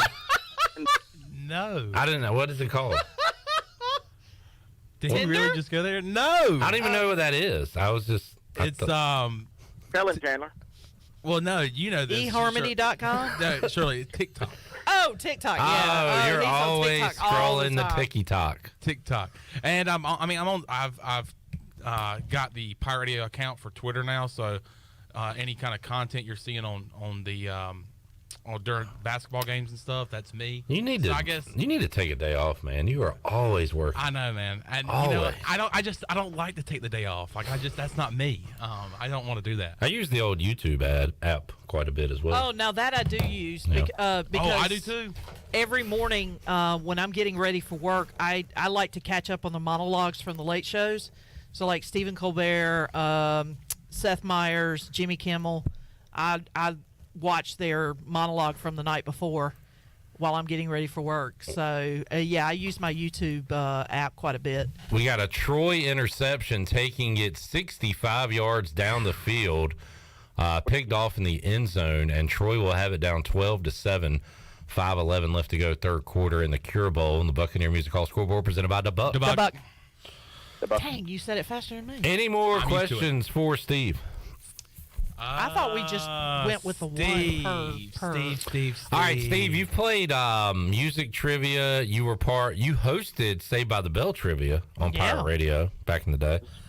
What other like trivia could you master other than music, Saved by the Bell? Like, what would be a special edition of trivia and sports? Other than that, could you master? Oh, I don't know that anybody would be interested that's under the age of 50 but me, but I would crush anybody in Andy Griffith trivia. All right. Oh man, Really? I am a big Andy Griffith fan. That would be very interesting. You know what? We might have to do that. Me versus Steve. I mean, I'll probably. Chandler. Man. I've watched almost every episode. He just said nobody could touch him. You haven't even seen I can at every least episode. try to touch him. All right, fair enough. Troy's department. The problem is, who's going to come up with the questions? I don't know. Oh, for Andy Griffith? Yeah. I probably could. All right. Yeah. Well, y'all have fun. I'll watch it. I ain't got time to do it right now. Ain't nobody got time for that. Hey, ain't got nobody time for that. I could do, like, what would you, like, if it was, well, it would probably be Seinfeld, knowing you. Oh, me? Yeah. Seinfeld, Lost. Oh, yeah. Be good at I forgot about Lost. Yeah. This is probably an easy one, Steve, but who is the guy that causes havoc in the town of Mayberry that threw rocks? Ernest T. Bass. Ernest T. Bass, baby. See, that, Chandler. That's too easy. Steve's talking about, like, Something much stronger than that, sir. wasn't that show in black and white? Yes. But Steve would be like, what color was Aunt Bee wearing in the third episode of... Well, the first 5 seasons were black and white. The last 3 were color. There you go. See? You wouldn't have known that. I do have a question for Steve. He's a big music guy, as we've mentioned. Who is your all-time favorite music artist, band or solo artist? Fleetwood Mac. Oh, Shirley doesn't like that one. Oh, no. Because it's got Stevie Nicks How who does she sings sound, like a Shirley? goat. Time for an impression. She sounds like a dying goat. Shirley and I were such good friends. I can't. It's Stevie Nicks, Bob Dylan. I get it. Both of them sound like dying goats. We'll take a walk on the wild side. Some of Stevie says. Bob, you can't understand anything what he says. Tyler Macemore won. He said we need to have the Troy D. Psy for the treasure chest. Oh, I'd have to go back and get that. Next time we say who the winner is, we say, Shirley, who's the winner? And you say the name and then just hit it. As a matter of fact, will you do me a favor? When we go to break, I can pull it. You think we'll be able to hear it? I mean, we should. We all called him out on it. Yeah. All right. Yeah, we'll see. What No, we find. I know exactly where it's at. Steve, what do you want out of the treasure chest? Well, actually, I called my shot last year. I got the $100 cash thanks to Tony Dunn. I mean, I'll take anything. They're all great prizes, but I'm just going to try to call my shot. I'm going to call the Buck prize pack. Ooh. Aaron Donald jersey. All right. That's got cash in it, I believe. Yep, $100 cash. And 2 tickets to where, Chandler? Paradise? Paradise. The New Year's Eve party. The New York party the other day. The New York party. But that wasn't it, according to Troy. Ain't no party like a New York party. At the New York Stock Exchange. All right. Open it up, baby. Shirley Rhodes, do the honors. I broke the little locking mechanism on this folder. Oh, no. So now anybody can just get into the That chest? chest is unlocked. Oh, willy-nilly? The chest. Who's willy-nilly, by the way? Oh, gosh, this one's all willy-nilly. Steve Hill, do you like food? I love food. Okay, because you just won a $100 gift card from Chico's.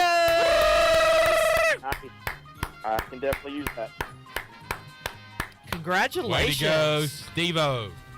Appreciate it. Maybe I'll see Troy and Cliff down there next year. Yeah. We got a date planned sometime between now and the end of March. So maybe you'll walk in that day. That's it. All right, Steve. Congrats, man.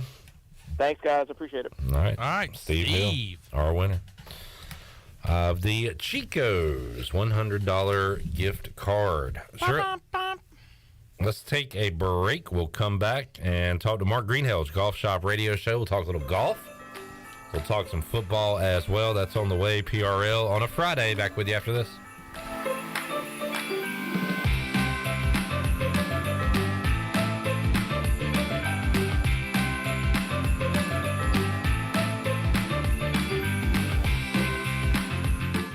UBE and PirateWear.com is excited to offer Pirate Nation the largest selection of new ECU merchandise and tailgate supplies ever. UBE has the best prices in town, so that makes UBE your one-stop shop for all things ECU. UBE does daily restocks of Champion, Adidas, and Under Armour. Don't forget to bring your young Pirates in to plunder the Crow's Nest, which is the only kids store dedicated to ECU. Plenty of free parking uptown in Greenville. Visit them at PirateWear.com. Go Pirates!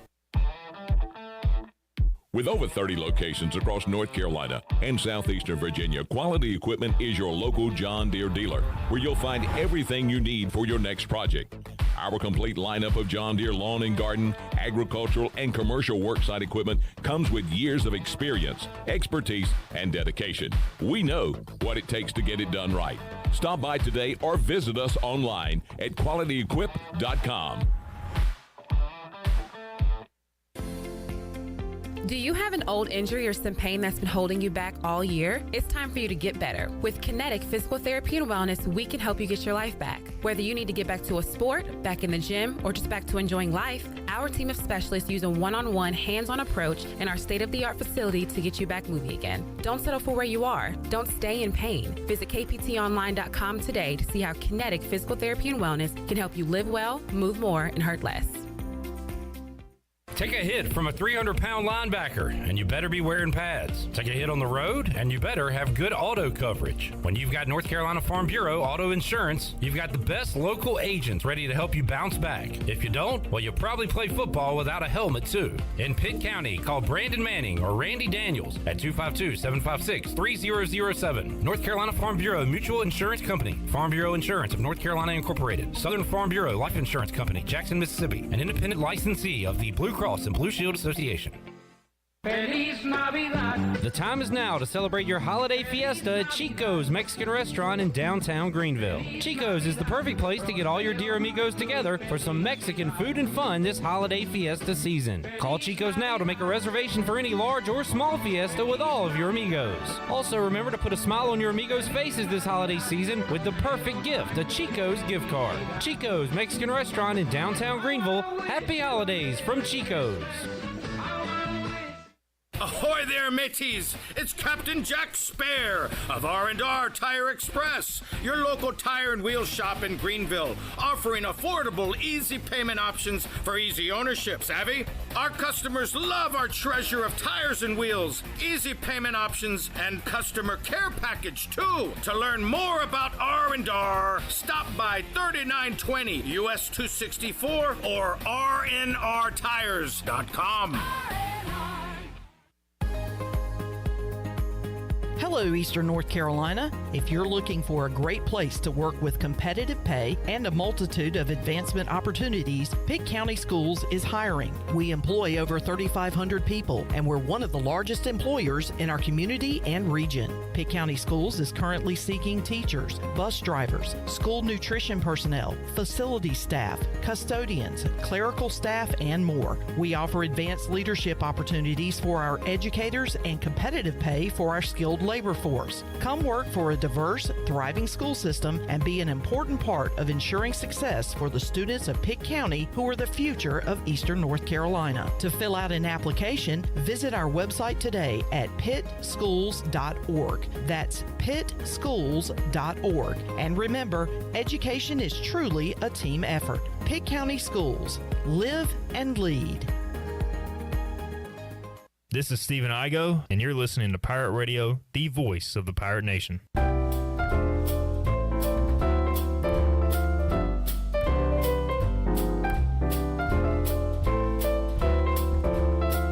You're listening to Hour 3 of Pirate Radio Live. This hour of PRL is brought to you by Bud Light, reminding pirate fans to stay in the game and drink responsibly. Bud Light, the official beer of the ECU Pirates, and proudly distributed by Carolina Eagle Distributing since 1989. Now, back to the show. Welcome back. East Carolina Chrysler Dodge Jeep Ram is a family-run dealership that creates a family-like atmosphere for their customers. They have one of the biggest used car inventories in Eastern North Carolina. You can shop online today at eastcarolinachrysler.dodge.com. East Carolina Chrysler Dodge Jeep Ram on the corner of Greenville Boulevard and Memorial Drive. Now let's head back into PRL. Here's Clip. Alrighty, Steve Hill, our winner today in the Pirate Radio Treasure Chest. We'll open it back up next week. All right, we got 4 shows. Wow. Hold on 1 second, Charlie. Okay. That was more rude. It's more audible than I remembered. That is great. That is rude. All right, 2. All right. 2, 4, 5, 6, 8. I think I did it right. I think we got 4 shows left. 2. We'll do 2 a day. Wow. And we'll give out those prizes next week. By the way, all right. That is amazing. Great job, Shirley. We have another day of the treasure chest. 4 of them. We have another day of the treasure chest, another loss for Chad Moore, and another poem from Chad Moore.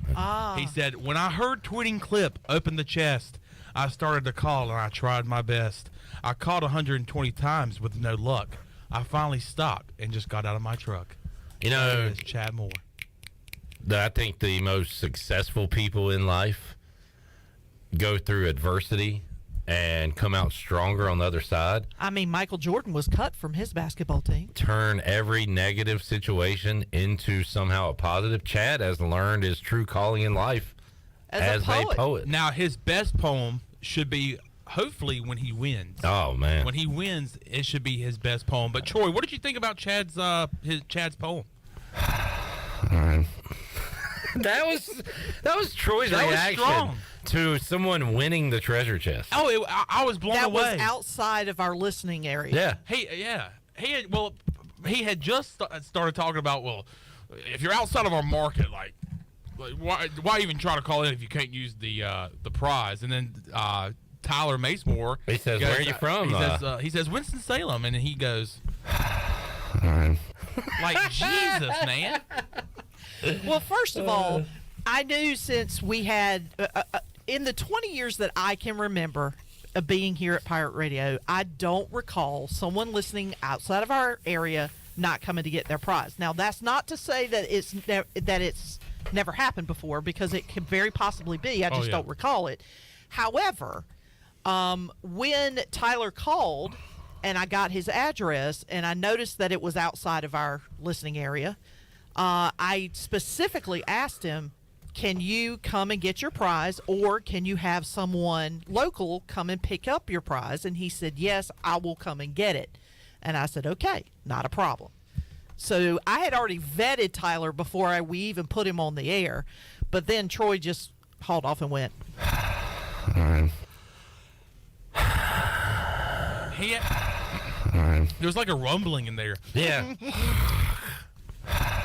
All right. It's like a purring, like a purr, giant cat, like a lion of some sort. I'm just waiting for what he has to say in our group chat. Hit it again. All right. I can't wait for this, for the group chat text when he finally hears this. Troy, the Bears play on Sunday. All right. Troy, you owe Clip $20 for that NASCAR pool that you guys are in. All right. Troy, your hat's on wrong. All right. Nobody cares about the Peach Bowl. All right. We don't care that you were the host of the comedy club back in the 90s. All right. 1989 was a terrible year. All right. We don't care that you went to the Super Bowl where the Bears beat the Patriots. All right. We don't care that you went to the North Carolina national championship game back in the early 80s. Gen Xers are overrated. All right. We don't care that you've touched like 11 celebrities at some point in your life. All right. We don't care that you hate the cold. All right. There's so many that we could do. I could go another 10 minutes on this. But we do have to get to Mark Greenhalgh. Oh. Troy, we got to get to Mark Greenhalgh. All right. Let's head out to the Pit Electric Live line and talk to Greeny. He'll be hosting the Golf Shop Radio Show with the crew coming up Saturday morning, 8 to 10 a.m. right here on Pirate Radio. Greeny, how you doing today, man? I'm doing great. Clip, how are you doing this week? Doing great. And, big sports weekend, a lot going on. Bowl season is here. You got a NFL triple header on Saturday to go with the games on Sunday. The Panthers actually have an important game this late in the season. A lot of great college basketball games as well. And I guess on the golf front, Greeny, we get to see a couple of Woods in action, among others. So I guess we'll start there, Greeny. What are we watching this weekend in the golf world? Well, unfortunately, it's the walking, or maybe not even the walking, it's the riding Wounded Woods team. Not only is Tiger battling his plantar fasciitis, but apparently Charlie Woods has some kind of issue with his left ankle as well. So, in golf, one of the funny sayings is that you never bet against the wounded player. And you got one team that's pretty much wounded on both sides. So we've seen the Thomases do well. We've seen the Dailies win this thing last year. We saw Tiger and Charlie make 11 straight birdies and end up losing by one. And you got to think if they can even come remotely close to that, you got to feel like Tiger's in a better spot than he was a year ago. And Charlie, we definitely know, is hitting the ball further, and he's matured a little bit, 13 years old and bombing it right now. So really, you got to look at, people got to think that maybe they're the favorites along with the Thomases and the Daly. You look at those three teams as the ones that have a chance to win this thing. Mark Greenhalgh's Golf Shop Radio Show joining us. Saw a headline this week in the golf world, Greeny, about the LIV Tour adding 3 tournaments in the United States. They'll be in Tucson, Arizona, coming up in March. In May, they'll be in Tulsa, Oklahoma, and then the Greenbrier next August. So a few events added there as they, try to pad their schedule. Still haven't any news on TV or anything else with the LIV right now? No, last I heard, they were still going to have to pay for their airtime on FS1 if that deal even has gone through yet. So that's going to be a big drawback for them. I mean, there was an article this week that talked about that, that the league could have been successful, and this was like a law firm that was doing a study for them and kind of pitched out 3 different scenarios, and it was like from them making $1.4 billion by 2028 if they got, like 12 of the top 20 players in the world or something like that, and got no pushback from the PGA Tour. But if it was the flip side of that, it was like they could stand to lose like $335 million by 2028. So I think they're probably closer to the losing side than they are the winning side, and we haven't seen any more defectors. I don't know if guys are waiting for a complete schedule to come out, but man, I still would have thought that Liv would have had this thing all figured out, and it kind of shows me that they're kind of struggling a little bit to get these venues. And when you say that, Greeny, it reminds me of these, spring football leagues, and now I guess they're going to have 2 with the USFL, which had a season last year, and The Rock bringing in, I guess, XFL almost 3.0 at this point, and those things have just had trouble surviving. I mean, do you see the Live as one of those, or do you think it is sustainable at least for a few more years? I mean, the only thing that they've got going for them is pretty deep pockets. Yeah. And you see the PGA Tours doing everything that they can. I mean, they're going to make a mixed event, next year at the QBE Shootout, which is the former Shark Shootout, which is kind of funny. But at the same time, you also see them hooking up with a tour in Japan to try and give people more of an avenue to get to the PGA Tour. So you got to give the PGA Tour credit. Not only are they fighting back on the lawsuit front, but they've definitely made some tweaks and some changes and added some things to try and make it more appealing for guys to stay with the PGA Tour. Mark Greenhalgh, Golf Shop Radio Show, joining us. We talk golf, we talk football with Greeny every Friday. Bowl season is here, Greeny, and a question I've been asking this week, out of the, I believe, 41 bowls, maybe 42 bowls, how many do you think you'll watch a piece of this bowl season? What are you putting your number at? Well, I don't know. I always tell you that if it's not my team, I don't pay too much attention. So obviously I'll watch the Clemson-Tennessee game. I'll probably watch both semifinal games and the championship game.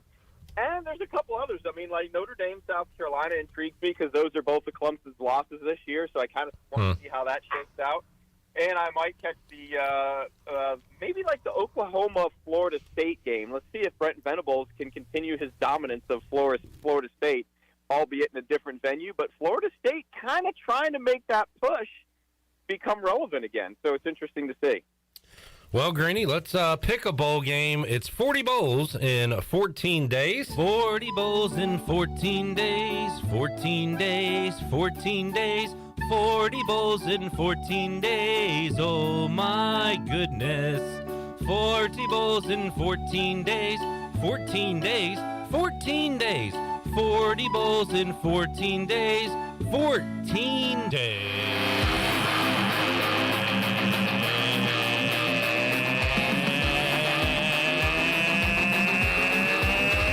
Rock 40 bowls, 14 days, 40 bowls, 14 days, 40 bowls, 14 days, 40 bowls, 14 days. And Greeny, your game is the Pinstripe Bowl coming up Thursday, December 29th, 2 o'clock. On ESPN. This will be at Yankee Stadium, and it'll be Minnesota taking on Syracuse. So you got the Gophers and the Orange, Greeny, going at it. What is your pick in this game? Oh, man, this is a tough one. You got two teams that have had some success in their past and have had kind of that we're trying to get back into relevance. Now, Syracuse was one of those teams that was ranked and was kind of showing out, and then once they lost to Clemson, things kind of went downhill from that standpoint. Had Clemson on the ropes in that game, Greeny, but yeah. Yeah, that was kind of the first inkling that we had that Cade Klubnik was going to come in and kind of change how things felt. Not necessarily lighten the world up, but just how things felt. So I think I'm going to go a little ACC in this one and go with Syracuse. All right, Greeny takes the Orange in the Pinstripe Bowl. Greeny, once again, I said it earlier, the Panthers playing meaningful football, and the only reason that is because their division is horrid, and it's not the first time we've seen this. Washington won the NFC East a couple of years ago with a losing record. The Panthers have done it before where they've gone to the playoffs with the losing record. But a big game, Bank of America taking on the Steelers and coming off a big road win. There's going to be a lot of gold and terrible towels in Charlotte this weekend, I'm sure. But, hey, they got a shot. At least they're playing for something this late in the season, I guess. Yeah, and I mean, funny thing, my wife's a Steelers fan, so she's going to be at the game on Sunday pulling for the Steelers, so she'll be part of that black and gold contingent. But this is an interesting thing is that, my stance coming in, and I think you and I talked when they first brought Baker Mayfield over in a trade that I thought it was a waste of a draft pick, no matter what the draft pick was. And I felt that Sam Darnold never really had the opportunity to show anybody, whether it was the Jets or the Panthers, what he could do with some even moderately decent offensive line. And the Panthers kind of actually have a decent offensive line this year. And lo and behold, Sam Darnold's kind of won a couple football games here. So, I mean, if you get a little momentum going with a victory over the Steelers, which is certainly possible, and the way this division's going, I mean, the Panthers could certainly back their way into winning the division title and getting into the playoffs. So it's not out of the realm of possibility. And Sam Darnold's just kind of gone from Mr. Nobody cares about you anymore to suddenly the guy that might take him to the promised land. It's a crazy scenario what's happened there in Charlotte. Greeny, your Patriots coming off a Monday night win against the Cardinals. They are back on the road in Vegas this week as they take on the Raiders. The Raiders actually a 1-point home favorite against the Patriots. Pat's fighting for that wild card spot right now, the final wild card spot. So big one coming up for them on Sunday. Yeah, they're going to need to win that game, and they're going to need to beat the Dolphins. You don't want to have to go into the last game of the season against the Buffalo Bills looking for a win in Buffalo, even though Buffalo will probably have wrapped up their division and probably be pretty set in terms of hosting a playoff game potentially at that point. You don't want to have to do that. So, I mean, they're going to have to suck it up. I mean, they got to win 3 of 4. You got to think to have a legitimate chance to stay in the playoffs the way the AFC looks. And that means beating, like I said, winning it at the Raiders. They got to beat the Bengals, and they got to beat the Dolphins. And that's a pretty tall task right now, considering their offense is struggling. But it sounds like the offensive guys had a little bit of a revolt the last couple weeks, and they're taking things into their own hands. So maybe we'll see what happens. Greeny, what you got planned for the Golf Shop Radio Show coming up on Saturday? Well, we are going to continue our kind of look back and look ahead, and we'll talk to a couple of big shots on the golf side. So we're going to have a little big-timer Charlie Reimer, so we'll talk to him from down in Myrtle Beach, and then we'll catch up with Golf Channel's Rex Hoggard. And, of course, we'll talk a little NFL and college football with Bill Bender of the Sporting News. So we got some good stuff tomorrow. Awesome stuff. Greeny, thanks for the chat today. We will check in with you again next week. Have a great show tomorrow. All right, Flip, have a good one. Thanks. Mark Greenhalgh, Golf Shop Radio Show, joining us on a Friday edition of PRL. Thanks to Greeny, thanks to Morgan Ahlers, Brian North, and Tony Dunn for joining us on this show. Congratulations to Steve Hill, our latest winner in the Pirate Radio Treasure Chest. We have 8 more prizes left, so 2 on Monday, 2 on Tuesday, 2 on Wednesday, and 2 on next Thursday to wrap it up for 2022. So still plenty of opportunities to win inside the Pirate Radio Treasure Chest. Let's see how many bowl games I got left. I got 2, 4, 6, 8, 10. Looks like I got 13. So we go 3 a day, 4 on one day. We can knock those out as well.